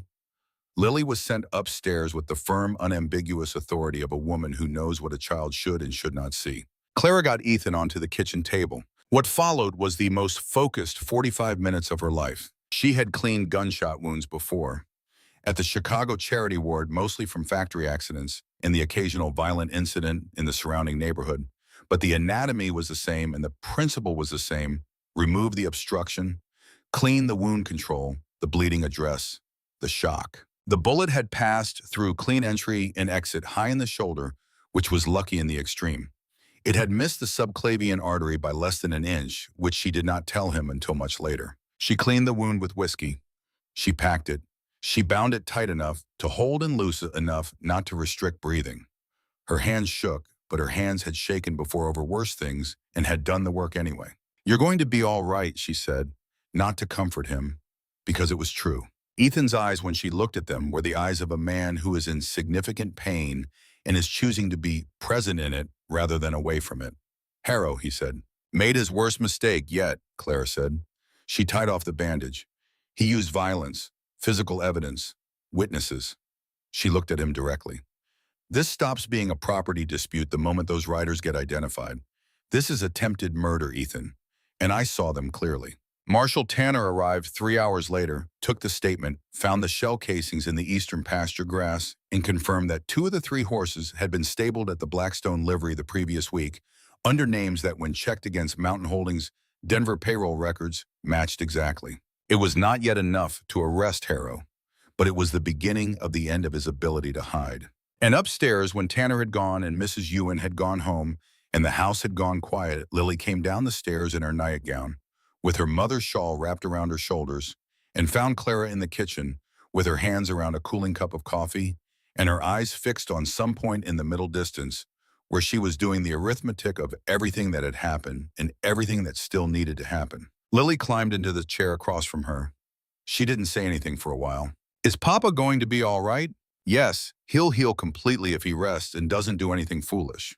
"He's going to do something foolish. I'll stop him." Lily looked at her across the kitchen table with those ancient, searching eyes. "You went out to find him," she said. "You heard the shot and you went." "Yes." "How did you know it was him?" Clara thought about how to answer. "I knew," she said. "I just knew." Lily was quiet. "Then do you love him?" The question was the same question the girl had asked her weeks ago, in a different kitchen with a different quality of light between them. But this time Clara did not say, "I don't know." She thought about the particular terror of that drive across the frosted grass, the way her hands had moved without thought when she reached him, the complete absence in her mind of anything except getting him home and keeping him alive, the way she had held his hand in the lamplight 3 nights ago and had not wanted to let go. "Yes," she said, "I think I do." Lily reached across the table, small hand, brown and warm, settling over Clara's. "Mama would have liked you," she said, "I think, because you don't run away from hard things." Clara did not trust herself to speak for a moment. "Your mother sounds like a person worth knowing," she said at last. "She was," Lily said, "and so are you." She went back upstairs, taking the shawl with her, and Clara sat alone in the kitchen while the fire burned down to coals and the night outside the window was very dark and very still. She had come to this ranch as a stranger, as a transaction, as a woman trapped by a man's manipulation into a marriage she had not wanted and a life she had not planned. She was still here. She was going to keep being here. And in the morning she was going to finish what she had started, because Victor Harrow had threatened the people she loved, and she was not the kind of woman who let that stand. In the days that followed, Calloway Ranch moved with the particular urgency of a household that has been attacked and has decided clearly and without discussion that it is not going to fall. Ethan healed the way strong men healed, faster than was reasonable and with less cooperation toward resting than was advisable. On the second day, he was down the stairs and out to the barn before Clara caught him. On the third day, she caught him earlier, and they argued about it quietly and without anger, the way 2 people argue when they have both decided that honesty matters more than comfort. "The wound is clean and you are not dying," she said. "But you could open it if you do anything more strenuous than walking from here to the kitchen. Is the barn worth that? The horses need—" "Mrs. Ewan is feeding the horses. Lily is feeding the horses. The horses are being fed." Clara folded her arms. "What you need is to let me do what I'm here to do." He looked at her for a long moment, and the argument ended with that particular silence of a man who has just realized that letting someone help him is not the same as admitting defeat. He rested. 3 days. Clara used the time. Alderton and Diana Pruitt returned together on the second morning with news. One of the 3 riders, a man named Garrett, hired out of Denver through a labor broker with documented ties to Mountain Holdings, had agreed to speak to the territorial prosecutor in exchange for a reduced charge. "He'll testify," Pruitt said, spreading the documents across the kitchen table with the confident precision of someone laying winning cards. "He has a signed work order from Mountain Holdings authorizing the intimidation of Calloway Ranch property owners. He has a payment record, and he has a letter in Harrow's handwriting specifying that if Calloway did not abandon the legal challenge by the 1st of the month, the situation was to be—" She consulted the page, resolved more permanently. Ethan went very still. "He was going to have you killed," Clara said. She heard the flatness of her own voice. "Not just scared, killed." "He overplayed his hand," Alderton said, dramatically. "This isn't just a property dispute anymore. This is conspiracy, fraud, and attempted murder. The Territorial Attorney General cannot look the other way." "When can you file?" Claire asked. "We already have. A G. Samuel Pryor has accepted jurisdiction. He's coming to Blackstone in 3 weeks to conduct the formal inquiry." Clara looked at Ethan across the table. He was pale still, the wound aching if she knew him at all, but his eyes were clear and his jaw was set with the particular resolution of someone who has moved past grief into action. 3 weeks, he said. 3 weeks, she agreed. Let's make sure we're ready. The preparation was in its way the most exhausting part. Clara went back to each of the 11 families with Pruitt, this time asking not just for signed statements, but for testimony, the willingness to stand in a courtroom and say aloud what had been done to them. It was harder to ask for than signatures on a page. Signatures could be given in the privacy of a kitchen with no one watching. Testimony required standing up in front of a room full of people, including people who had known Victor Harrow for decades and owed him favors and would not be pleased to see him brought down. Evelyn Patterson said yes without hesitation. The Hendersons said yes after a night's consideration. The Millers said yes and then came to the ranch 2 Sundays later to help Ethan's hired crew build the new barn that the territorial claim required as evidence of recent improvement. They brought 3 neighbors with them, and those neighbors brought more, and the barn that went up in those cold October days was built by 22 pairs of hands and stood for decades afterward as a testament to what people can make when they stop waiting for someone else to protect them. The Johnsons said yes. So did 4 other families whose stories Clara had taken down in her notebook, smaller stories, less dramatic, but all fitting the same pattern. The only person who initially said no was a former merchant named Dewberry, who had lost his hardware shop to a foreclosure 3 years earlier and was still so frightened of Harrow's reach that he could not bring himself to speak. Clara visited him twice. The second time, she brought Lily, who sat at his kitchen table, and said with the directness of a 7-year-old who has recently decided that people should say hard things even when they're afraid. My mama was scared too, and she died before she got to be not scared anymore. I don't think you should wait, Dewberry testified. On the day before A.G. Pryor arrived, Clara was in the kitchen at dawn working through the final organization of her documentation when Ethan came downstairs with his shoulder clearly still stiff, but his movement much improved, and he stood in the doorway watching her for a moment before he spoke. When I came in from the western pasture 2 weeks ago and you weren't here, he said, the first thing I thought was that something had happened to you, out there with Harrow's men. He stopped. The second thing I thought was that I had let it happen by asking you to take that risk. Clara set down her pencil. I chose that risk. I know you did. He came into the kitchen and sat across from her the way he had gotten used to sitting not at the head of the table but beside her at the corner where they could both see the same documents. That's what makes it harder, not easier. She looked at him. At the tired, honest face of a man who had spent 2 years building walls around himself and was now carefully and with great uncertainty taking them apart. When I was 18, she said, my father sat me down and told me that the world would always tell me my mind was a liability, that being educated and opinionated and unwilling to be managed was going to make my life very difficult. And he said, she paused because the memory still had an edge on it. He said he hoped I was stubborn enough to make it worth it. Ethan waited. I have been stubborn my whole life, she said. I have fought for everything I have, every position, every qualification, every room that was not designed to hold me. And when my father died and left me a will that said I had to marry within 60 days or lose everything, she stopped. I thought he had given up on me, had decided in the end that I couldn't manage on my own. And now she looked at the table, at the evidence she had spent 6 weeks compiling, at the ledgers corrected in her careful hand, at the household accounts that ran smoothly now, and the medical texts she had ordered from Denver on Ethan's credit, and the small worn journal she had started keeping of symptoms and treatments in the cases she was seeing as word spread through the valley. Now I think he knew exactly what he was doing, she said quietly. He knew I would never choose a marriage willingly. He knew it. I had built every wall around myself so high that no one could get close enough to hurt me. And so he arranged, she almost laughed. He arranged for me to be trapped with someone decent. Ethan was very still. I am not saying it was right, she said. It wasn't right. We were both used, both manipulated. The will was wrong and Harrow's part in it was worse than wrong. She lifted her eyes to his. But I am sitting in this kitchen, in this house, in this valley, beside this man, and I cannot call it a mistake.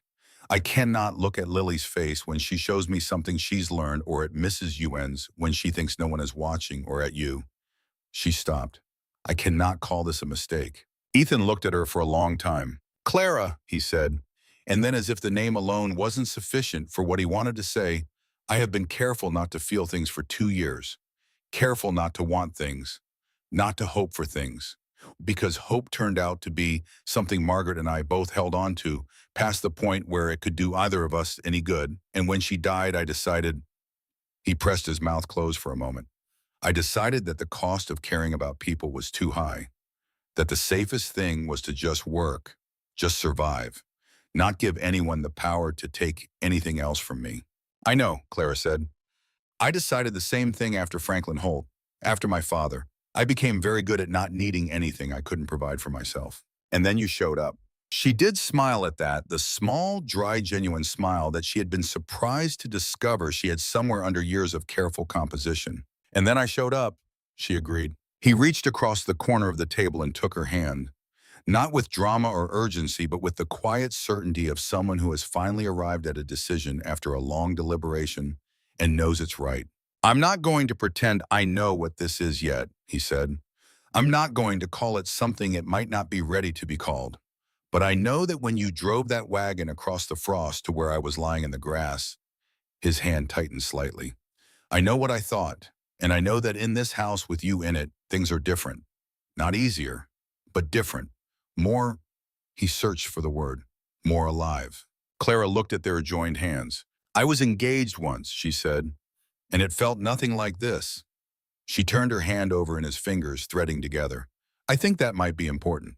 The morning light came through the kitchen window and fell across the table between them, warm and entirely unhurried. Outside, the ranch was waking up.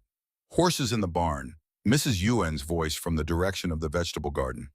Lily's boots on the floor of her room overhead, getting dressed with the particular determination of a child who has decided to be present. We still have a banker to put in prison, Clara said. We do, Ethan agreed. Neither of them let go. Samuel Pryor arrived in Blackstone on a gray November morning, riding ahead of the first serious snow of the season. He was a barrel-chested man in his late 50s, with iron gray hair, in the careful, deliberate manner of someone who had spent decades in rooms where important things happened and had learned that patience was more powerful than urgency. He set up in the Blackstone courthouse, a single room in the back of the municipal building, and spent 3 days reviewing documents before he called his first witness. Clara sat beside Ethan in the gallery for all of it. Harrow arrived each morning in his charcoal suit, his posture exactly as precise as always, his expression carrying the careful neutrality of a man who had calculated that confidence was a better defense than contrition. His lawyer, a Denver man named Steele, objected to everything that could be objected to and some things that couldn't. On the first day, Alderton and Pruitt presented the documentary evidence, the Mountain Holdings filings, the Wyoming conviction record for Douglas Crane, the payroll records linking the riders to Mountain Holdings, Marshall Tanner's evidence from the shooting site. Pryor reviewed each piece with the focused attention of a man who is not going to be hurried. On the second day, the witnesses came. Evelyn Patterson went first because Clara had asked her to, and because she had agreed, and because she walked into the courthouse with the particular courage of someone who knows they are still afraid, but has decided to go anyway. She described signing over her husband's mining claim for $500. She described Harrow's kindness at the funeral. She described finding out 3 months later what the claim had sold for and the shame she had felt in the years of silence. He made me feel stupid, she said. Her voice was steady, though her hands were not. He made me feel like I ought to be grateful someone was willing to help a foolish old woman. She looked at the room. I believed him because I thought he was kind. I've been ashamed of that for 3 years. Pryor looked at Harrow. Harrow looked at the table. After Patterson came the Hendersons. After them, the Millers. After them, the Johnsons and the 4 other families. And finally, Dewberry, who stood at the front of the room with his shoulders back and his voice not entirely steady, and told the story of his hardware shop and what had been done to him, and did not look at Harrow once. Each testimony added a line to the picture. By the end of the second day, the picture was unmistakable.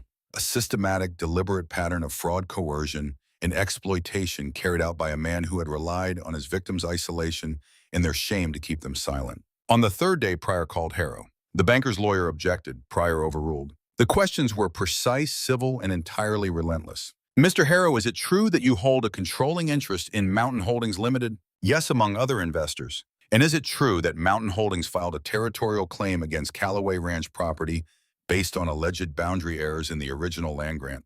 We filed a legitimate claim based on survey evidence. Survey evidence provided by Marcus Webb, who is the nephew of Douglas Crane, your business partner who was convicted of survey fraud in Wyoming in 1879. Pryor held up a document. Were you aware of this family relationship when the survey was commissioned? A pause. I wasn't aware, because I have here correspondence between you and Douglas Crane dated August of this year, in which you discussed the need to, I'll quote directly, find someone reliable who understands that boundaries can be flexible when the business case requires it. Is that your handwriting, Mr. Harrow? Steele objected. Pryor waited. Harrow looked at the letter, at the room, at Clara briefly in the gallery. Yes, he said, that is my handwriting. And did you authorize payments to the three men who were present at Calloway Ranch on the morning of October the 14th when Ethan Calloway was shot? Mountain Holdings employs various contractors for various purposes. The payment records show 3 specific authorizations signed in your name on October 13th for services to be rendered at Calloway Ranch. One of those men has provided testimony to this inquiry. Would you like to hear what he said? Silence. Did you direct those men to use violence if Ethan Calloway refused to abandon his legal challenge? The lawyer whispered urgently in Harrow's ear. Harrow's face had gone ashen. The suit that had always sat so perfectly on his shoulders seemed in this moment to be carrying more weight than it was designed for. I invoke my Fifth Amendment right against self-incrimination, he said. His voice was barely above a whisper. Pryor let the silence sit for exactly as long as it needed to. No further questions, he said. Thank you, Mr. Harrow. But the verdict came on a Friday in the cold of early December, with snow lying thick on the ground and the mountains white from peak to valley floor. The courtroom was full not just with the victims and their families, but with people from all across the valley who had heard what was happening and had come to see it. Pryor read the findings quietly without drama in the clear, steady voice of a man stating facts. Guilty on all counts: fraud, conspiracy, coercion, and conspiracy to commit murder. Restitution to be paid to all documented victims. All Mountain Holdings assets and claims to be seized and reviewed by the Territorial Land Office. Judge Morrison, who had been named in the Mountain Holdings Incorporation as a principal investor, to be referred to the Territorial Judicial Oversight Board and was effective immediately removed from the bench. 15 years in the Territorial's prison. When the bailiff came before him, Harrow walked out of the courthouse without visible expression, which was either dignified or simply the last performance of a man who had decided until the very end that he was too important to be seen falling. He passed directly by Clara and Ethan on his way to the door. He stopped. You should have taken the money, he said to Clara. His voice was hollow, the pleasantness entirely gone from it, leaving something raw beneath. You would have been comfortable, free, instead of tied to a failing ranch in someone else's grief. I am free, Clara said, freer than you will be for the next 15 years. And I chose this life, which makes it worth more than anything you could have offered. She met his eyes without moving. Enjoy the winters in prison, Mr. Harrow. I hear they are particularly harsh. He looked at her for a moment, then he laughed a brief, bitter sound completely without humor and walked out. Duh. Outside the courthouse, the snow was falling in earnest and the families were waiting. Henderson shook Ethan's hand hard enough to risk reopening the shoulder. Widow Patterson embraced Clara with the unexpected strength of a small woman who has survived several things that should have broken her. Dewberry, standing at the edge of the crowd, caught Clara's eye and nodded once, a small, precise gesture that said everything it needed to say. Marshal Tanner appeared at her side. A G. Pryor's filing the conspiracy charges with the Denver office today. Morrison won't be sitting on any more benches, and the Mountain Holdings claim on your eastern pasture is officially withdrawn. Clara exhaled. She had not realized until the breath left her how much of her she had been holding for the past 6 weeks. Ethan found her hand in the crowd and held it. It's over, he said. The legal part, she said. Yes. He looked at her.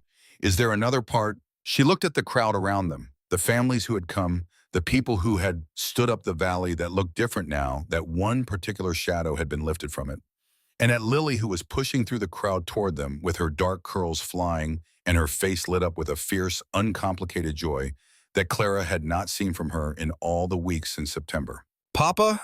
Lily threw herself at Ethan, who caught her with his good arm and held her up. Did you win? Miss Hartwell said Mr. Harrow was going to prison and that Clara was very brave, and Mrs. Patterson was crying, and everyone said, we won, Ethan said. We all won. Lily looked at Clara over her father's shoulder. Her face was still bright with the particular joy that comes when a fear you have been carrying for a long time is finally actually laid down. Are we going home? She asked. Yes, Clara said. We're going home. Bah. The restitution money arrived in January, distributed according to Pruitt's careful accounting of each family's documented losses. For the Callaways, it represented the first genuine financial stability the ranch had seen in years, enough to pay off the residual debts fund the winter operations and begin the improvements that the territorial claim had demanded as evidence of continuous occupation. Ethan hired a crew to build the barn to completion. He expanded the irrigation channels that brought Calloway Creek water to the lower pastures. He rehung the eastern fence with good timber and proper posts, in the particular satisfaction of a man reclaiming something that had been taken from him and was now clearly and permanently his. Clara used her inheritance, what remained of it, after the legal costs, to order medical supplies from Denver. The order took 2 weeks to arrive by freighted wagon anatomy texts, a pharmacological reference, surgical instruments of the kind she had used at the Chicago Charity Ward, a supply of essential medicines that the Valley had been going without entirely. She transformed Margaret's sewing room into a consultation space, organized with the methodical precision of a woman who knows that a cluttered workspace is a dangerous one. Word spread, as it always does in small communities, faster than anyone can control. The first patient arrived the week after the supplies, a rancher from the North Ridge with a hand infection that had gone untreated for too long. Clara cleaned it, packed it, prescribed rest, and the antibiotic poultice she had used successfully at the charity ward. He left skeptical. He came back 2 weeks later to tell her the infection had cleared entirely and to ask if she would look at his wife's persistent cough. After that, they came steadily. Broken bones, difficult pregnancies, the winter fevers that moved through families when the cold set in, and the isolation made it impossible to get to Denver. Children with ailments their parents had been treating with hope and limited success. The elderly residents of the Valley who had been managing pain for years because the nearest physician was 2 days away and the journey was in winter impossible. She turned no one away. Mrs. Yuen, watching her work one afternoon with the eyes of a woman who has observed many things and is never surprised by what she sees, said, "You should have a proper license. You should be a real doctor." "Women cannot get licensed in most territories," Clara said without bitterness. She had long since made her peace with the arithmetic of injustice. It did not stop being unjust simply because she had accepted its reality. "You should try anyway," Mrs. Yuen said. "You are very stubborn. I think probably you are stubborn enough." Lily decided she wanted to be a doctor on a Wednesday afternoon in February. Clara was cleaning instruments after treating the rancher's wife's persistent cough, which had turned out to be a manageable chronic bronchitis, not the tuberculosis the family had feared, when Lily appeared in the doorway of the clinic room. "Can I watch?" she asked. "Not just the bandaging, the real things." Clara set down the instrument she was holding. "It's not always pleasant. Sometimes there's a great deal of blood. Sometimes people are in pain and I can't do enough to stop it." "I know." Lily came in without waiting to be invited, sat on the stool in the corner, folded her hands in her lap with the focused composure of someone who has made a decision and is ready to begin. "I still want to learn." "Why?" The girl thought about it seriously. "Because there wasn't a doctor here when Mama needed one," she said. "And I don't want anyone else's mama to die because there wasn't a doctor here." A pause. "And because you're the bravest person I know, and you became a doctor, and I want to be brave too." Clara looked at her for a long moment.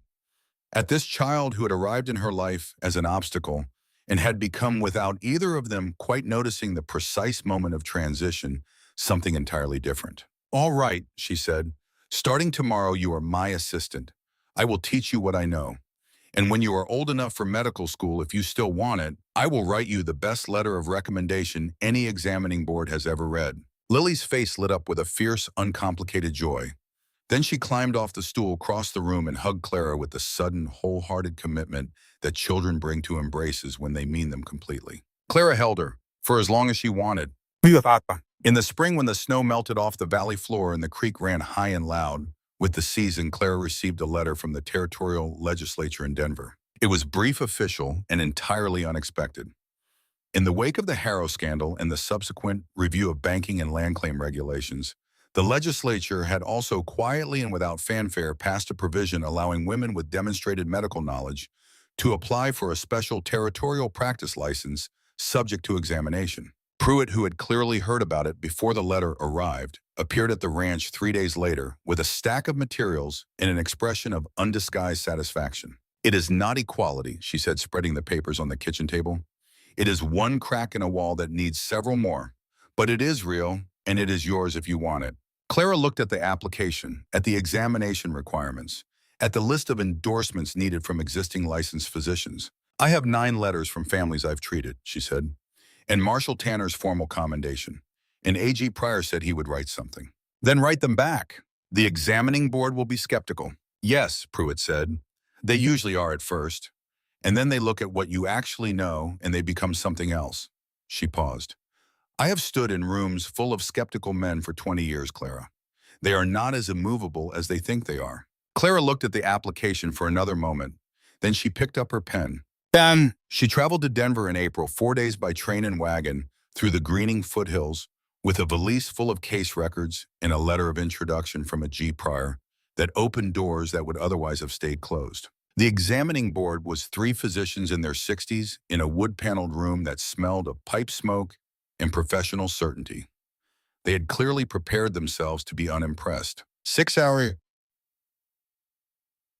later, after questions on anatomy, surgical technique, pharmacology, obstetric management, and the treatment of traumatic injury, one of them set down his pen and said to the others with the careful reluctance of a man updating a firmly held opinion, "She knows her subject." The oldest of the 3, a man with white whiskers and the permanent expression of someone who finds the world consistently below his expectations, looked at Clara across the table. "You understand," he said, "that this license is limited in scope.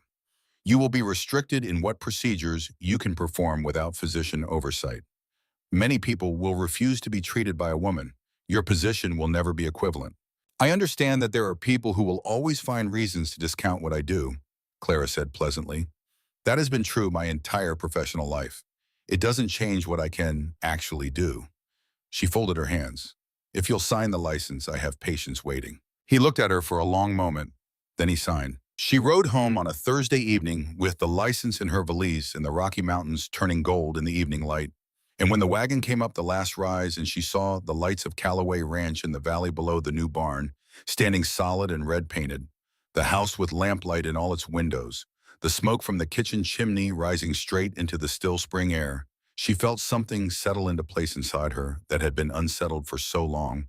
She had forgotten what it felt like for things to be right. Ethan was at the door before the wagon stopped. He took one look at her face. He crossed the porch and the yard in 6 strides and swept her off the wagon step with his good arm and spun her once briefly in the last light of the evening, and she laughed, a real laugh, unguarded and surprised and entirely herself. "You did it," he said. "I did it. Tell me." "They were skeptical," she said, still laughing, still surprised by the laugh. "They asked me everything. For 6 hours. And I knew the answers." She pressed her face briefly against his shoulder. "And I am the first licensed female physician in Colorado Territory." He held her. "The first of many," he said into her hair. That summer on a warm June evening, when the valley was at its most extravagant green and the creek was running loud and cold with snowmelt, from the high peaks Ethan took her hand and led her up the hill behind the house. She had been up here before in autumn, in the sharp cold when it had been a place of sadness. In the summer it was different. The grasses were tall and seed-headed, and the wild lupine was purple against the hillside, and the view over the valley was so unguarded and enormous that it asked something of you, something like honesty. 2 headstones worn by years stood at the top of the hill, his father, his grandfather. "Sarah is buried in Blackstone," Ethan said. "She wanted to be in town, near civilization." He looked at the headstones, at the view below them.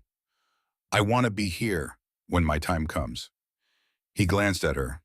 "On the land, where I can watch over it forever." "That's a long time from now," Clara said. "Maybe." He turned to face her, and the evening light made his face open in a way it was not always open unguarded, showing the man he had been before the grief and the debt and the 2 years of carrying everything alone. "When it happens, I want you beside me. Here, in this earth under these mountains. Partners in death the way we've been partners in life." Clara looked at the mountains, at the valley below where the ranch spread out in its careful patchwork of pasture and timber and creek and possibility. At the new barn visible from here, red-painted and solid. At the tiny figure of Lily in the yard below, running with the particular purposeful joy of a child who has somewhere to be. "Here is perfect," she said. "With you, with this land we fought for." She paused. "There is nowhere else I'd rather rest." He kissed her, then there on the hill in the summer evening, with the mountains watching and the valley spread below them, and 20 years of life still ahead of them, if they were lucky. And the kiss was the kind that makes promises without words, the kind that is also an answer and a beginning. "Do you regret it?" he asked when they pulled apart. That day in the church, being forced into it. She thought about it seriously the way she thought about everything that mattered. "I regret that we were both used," she said. I regret that Harrow thought human lives were his to arrange. I regret that Margaret never got to make the choice she was planning to make." She looked at him. "But do I regret marrying you? Not for a single moment. Because yes, it started as coercion and desperation and a banker's manipulation. And it became something real, something chosen, something worth fighting for." She paused. "Worth living for, which is harder than fighting for and braver and infinitely more important." He held her hand as the sun went down behind the western peaks and the valley fell into its long summer dusk. "I love you," he said. It was not the first time he had said it, but it was one of the times that would always stay with her, said here on this hill with this view in this particular light.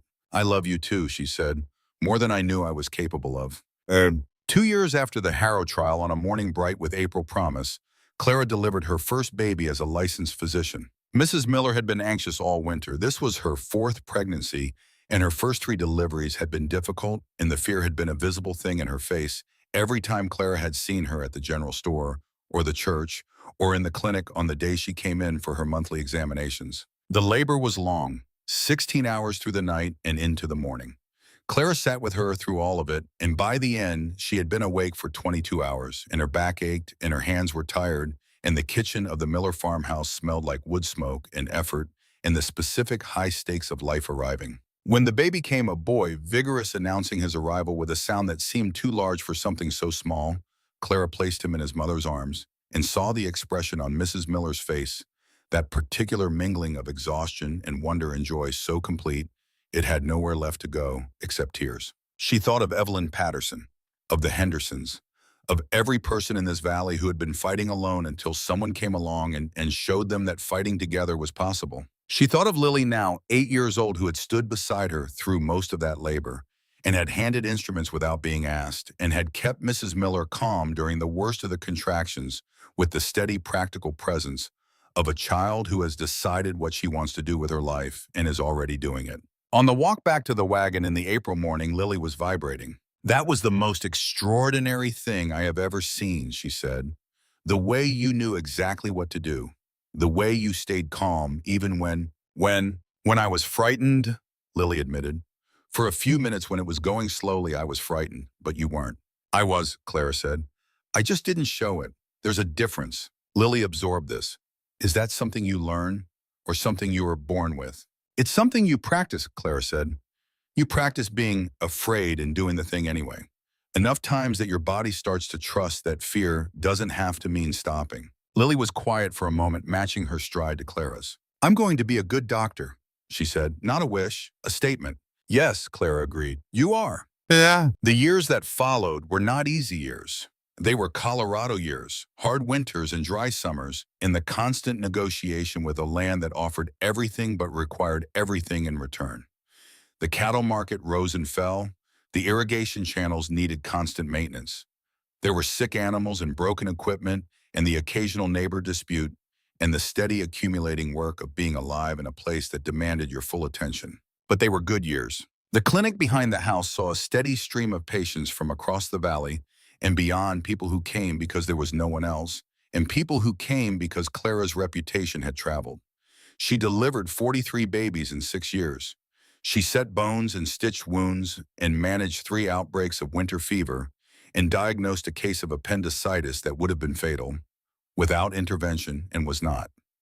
She wrote letters to the territorial legislature twice about the conditions that made medical care in remote areas a matter of life and death, and both times received polite responses that acknowledged her concerns without committing to anything, which was the nature of governance. Lily shadowed her through all of it. She had her mother's intelligence and her father's stubbornness, and something of her own that was entirely Lily, a particular quality of attention, a way of being present with people who were frightened or in pain that could not be taught and was not always found even in the best of physicians. At 13, she applied to a girls' preparatory program in Denver that sent its graduates to medical college. Clara wrote the letter of recommendation. Ethan, who had ridden to Denver twice in the past year on Cattlemen's Association business and had developed through the pain of necessity a grudging tolerance for the city, accompanied her on the visit. The acceptance letter came in March, and Lily read it aloud at the dinner table, with her voice entirely steady, the way she read everything important, as if the words deserved the respect of a full voice behind them. "I got in," she said. Mrs. Yuen, who had stayed on through everything and intended to stay on through considerably more, said, "Of course you did." And then, because she was Mrs. Yuen, "Eat your dinner. Denver will still be there in the morning." On their 5th anniversary, Ethan gave Clara a small leather-bound journal. "For your case records," he said, "you're always losing track of things between loose pages." She opened it to the first page where he had written in his careful hand, "To Dr. Clara Calloway, who proves every day that the best things are worth the hardest fights. With love, always your partner." She pressed the journal to her chest and said nothing for a long moment, and he watched her with the quiet attention of someone who has learned over time that some things are better witnessed than spoken into. "It's perfect," she said when she trusted her voice. "You're perfect," he said. "I'm not." She looked up at him, at this man who had become over 5 years of shared work and shared grief and shared what was necessary to her as anything she had ever known. "I'm stubborn and opinionated, and I still stay up too late reading medical journals. I am absolutely not perfect." "No," he agreed. He was smiling. "But you're mine, and I'd rather have you exactly as you are than anything simpler." 10 years after a September afternoon in Blackstone's white-painted church, Eliza Clara stood in the same building for a ceremony that looked nothing like the first one. The church was full. Every family from the valley, it seemed, had come. The Hendersons, the Millers, the Pattersons, former patients and their children, merchants who had come to respect her over a decade of fair dealing, teachers and ranchers, and the new bank manager who ran his institution on principles that Harrow would have found incomprehensible. At the front of the church, Lily stood. She was 18 now, tall, dark-haired, with her father's jaw and her mother's eyes in a manner that was entirely her own. She wore a simple blue dress, and the shawl that had once been Margaret Calloway's draped over her shoulders, not as a weight, but as a choice, a continuity, a thread connecting what had been to what was now and what would come. She was being recognized by the Territorial Medical Society for her first published research, a study of childhood respiratory illness in mountain communities conducted during her first year at the college in Denver that had already attracted attention from physicians across the territory. She stood at the altar where Clara and Ethan had stood 10 years ago and spoken vows they didn't mean, and she spoke words she had written herself. "I would not be here without 2 people," she said. Her voice was steady, entirely itself. "My father, who taught me that determination can outlast almost anything. And my mother," she paused on the word, "let it stand. My stepmother, by law, but my mother in every way that has ever mattered to me, who showed me that women can be whatever they choose to be if they are willing to pay the price of being it." She looked at Clara in the front pew where Ethan's arm was around her shoulders, and her face was doing the particular thing it did when she was deeply, helplessly moved and was trying not to show it in public. "She came into our lives as a stranger," Lily said. "She was forced into our house by a man who thought people were tools. She could have left the moment she was no longer legally obligated to stay. She chose not to." The even voice wavered slightly, just once. "Dr. Calloway didn't just teach me medicine. She taught me that the conditions under which something begins don't determine what it becomes. That love is a verb. It is something you do every day in the ordinary work of being present, and it is the bravest thing I have ever witnessed." She looked out at the room. "Whatever I become, I am built in part from her example, and I am very grateful." The applause was the kind that fills a room completely, not polite, not restrained, but the real kind, the kind that means something. Clara stood, and Lily came down from the altar, and they held each other in the middle of the church in front of everyone, while both of them cried without making any effort to stop. Ethan joined them, one arm around each, and they stood like that for a long moment. 3 people who had found each other through tragedy and had built from the ruins of a forced beginning something genuine and strong and lasting. Outside, Blackstone had changed. The bank that had once been Harrow's seat of power was cooperatively run, its lending practices published annually so that any depositor could review them. The school had a new teacher who believed practically and enthusiastically that girls were as worth educating as boys, a belief she demonstrated by example every day. The clinic behind Calloway Ranch had trained 3 young women from the valley who were now pursuing medical education in Denver, following the trail that Clara had cut. The town that had once whispered about the too-educated schoolteacher who didn't know her place pointed to Dr. Clara Calloway, now with the particular pride of communities that have decided in retrospect that they were always in favor of the right things. That evening, they sat on the porch of the house that had once felt like a prison and had become over 10 years something entirely different. The mountains were in their autumn color, the aspens turning gold, the higher peaks already dusted white. The valley spread below them, and the lights of the ranch buildings were warm in the gathering dark. Lily, who was leaving for Denver again in the morning, said, "Tell me again about the wedding." Ethan and Clara exchanged a look. He began the way he always began. "It was the worst day of my life." "And the beginning of everything that mattered," Clara added. "I was forced to marry a stranger," Ethan said. "A woman I'd never met. In a church with no witnesses and no joy, and a banker watching to make sure I signed my name." He took Clara's hand, and I spent the first month waiting for it to be over, waiting to go back to the life I'd had before, waiting for her to take the money and leave the way she'd said she would. "And instead," Lily prompted. "And instead she stayed," he said, "and fought, and built something here that couldn't have been built without her. And somewhere into the middle of all of it," he stopped and smiled, and the smile was the particular kind that only happens when someone is speaking about something they have been certain of for a long time. "Somewhere in the middle of it, she stopped being the woman I had to marry and became the woman I would choose every day for the rest of my life." Clara looked out at the mountains, at the ranch, at the stars beginning to appear in the deepening sky above the San Juan peaks. "We didn't choose each other at first," she said to Lily, to the evening, to the 10 years of life that had been built from nothing they had intended. "But we chose each other eventually, and we kept choosing each other. Every day, in the small things, in the large ones. And that choosing that is what made it real." Lily was quiet for a moment, looking at her parents. "Then, when I write my memoir someday," she said, "I'm going to call this chapter Beautiful Middles, not Happy Endings Middles. The part where everything is hard and complicated and imperfect and absolutely worth fighting for." "We're not at an ending," Ethan said. "No," Lily agreed. She leaned her head briefly on Clara's shoulder the way she had not done as a child and had learned to do as a young woman when it turned out to be easier. "You're nowhere near an ending. You have a great deal of living left to do." The stars came out. The valley settled into its night sounds, cattle and wind, and the distant voice of the creek. The October air was cold and clean and smelled of pine and the particular wildness of a high country autumn. "I choose you," Ethan said quietly. Clara turned to look at him.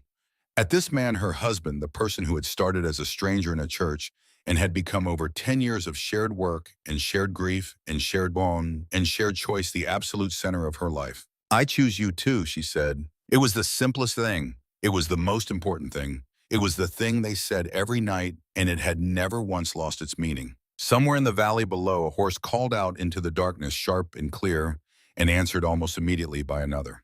The ranch was alive. The ranch was theirs. And the marriage that had begun at gunpoint on a cold September afternoon, with no witnesses and no joy, and a banker's satisfied smile, had become, through the alchemy of time and stubbornness, and the particular courage it takes to keep choosing someone, when choosing is hard, the truest thing either of them had ever known. And that is where we leave them, on a porch in Colorado, under the autumn stars, choosing each other the way they had chosen each other every day for 10 years.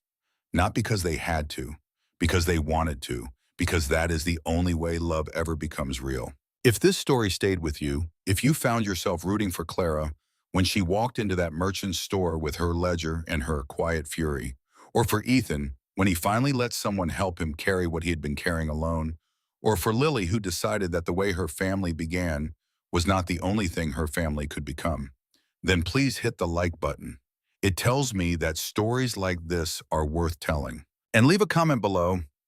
Tell me what city or country you're watching from. Every single one of those comments is a person somewhere in the world who sat with this story, and I love knowing where you are. If you're new here, subscribe.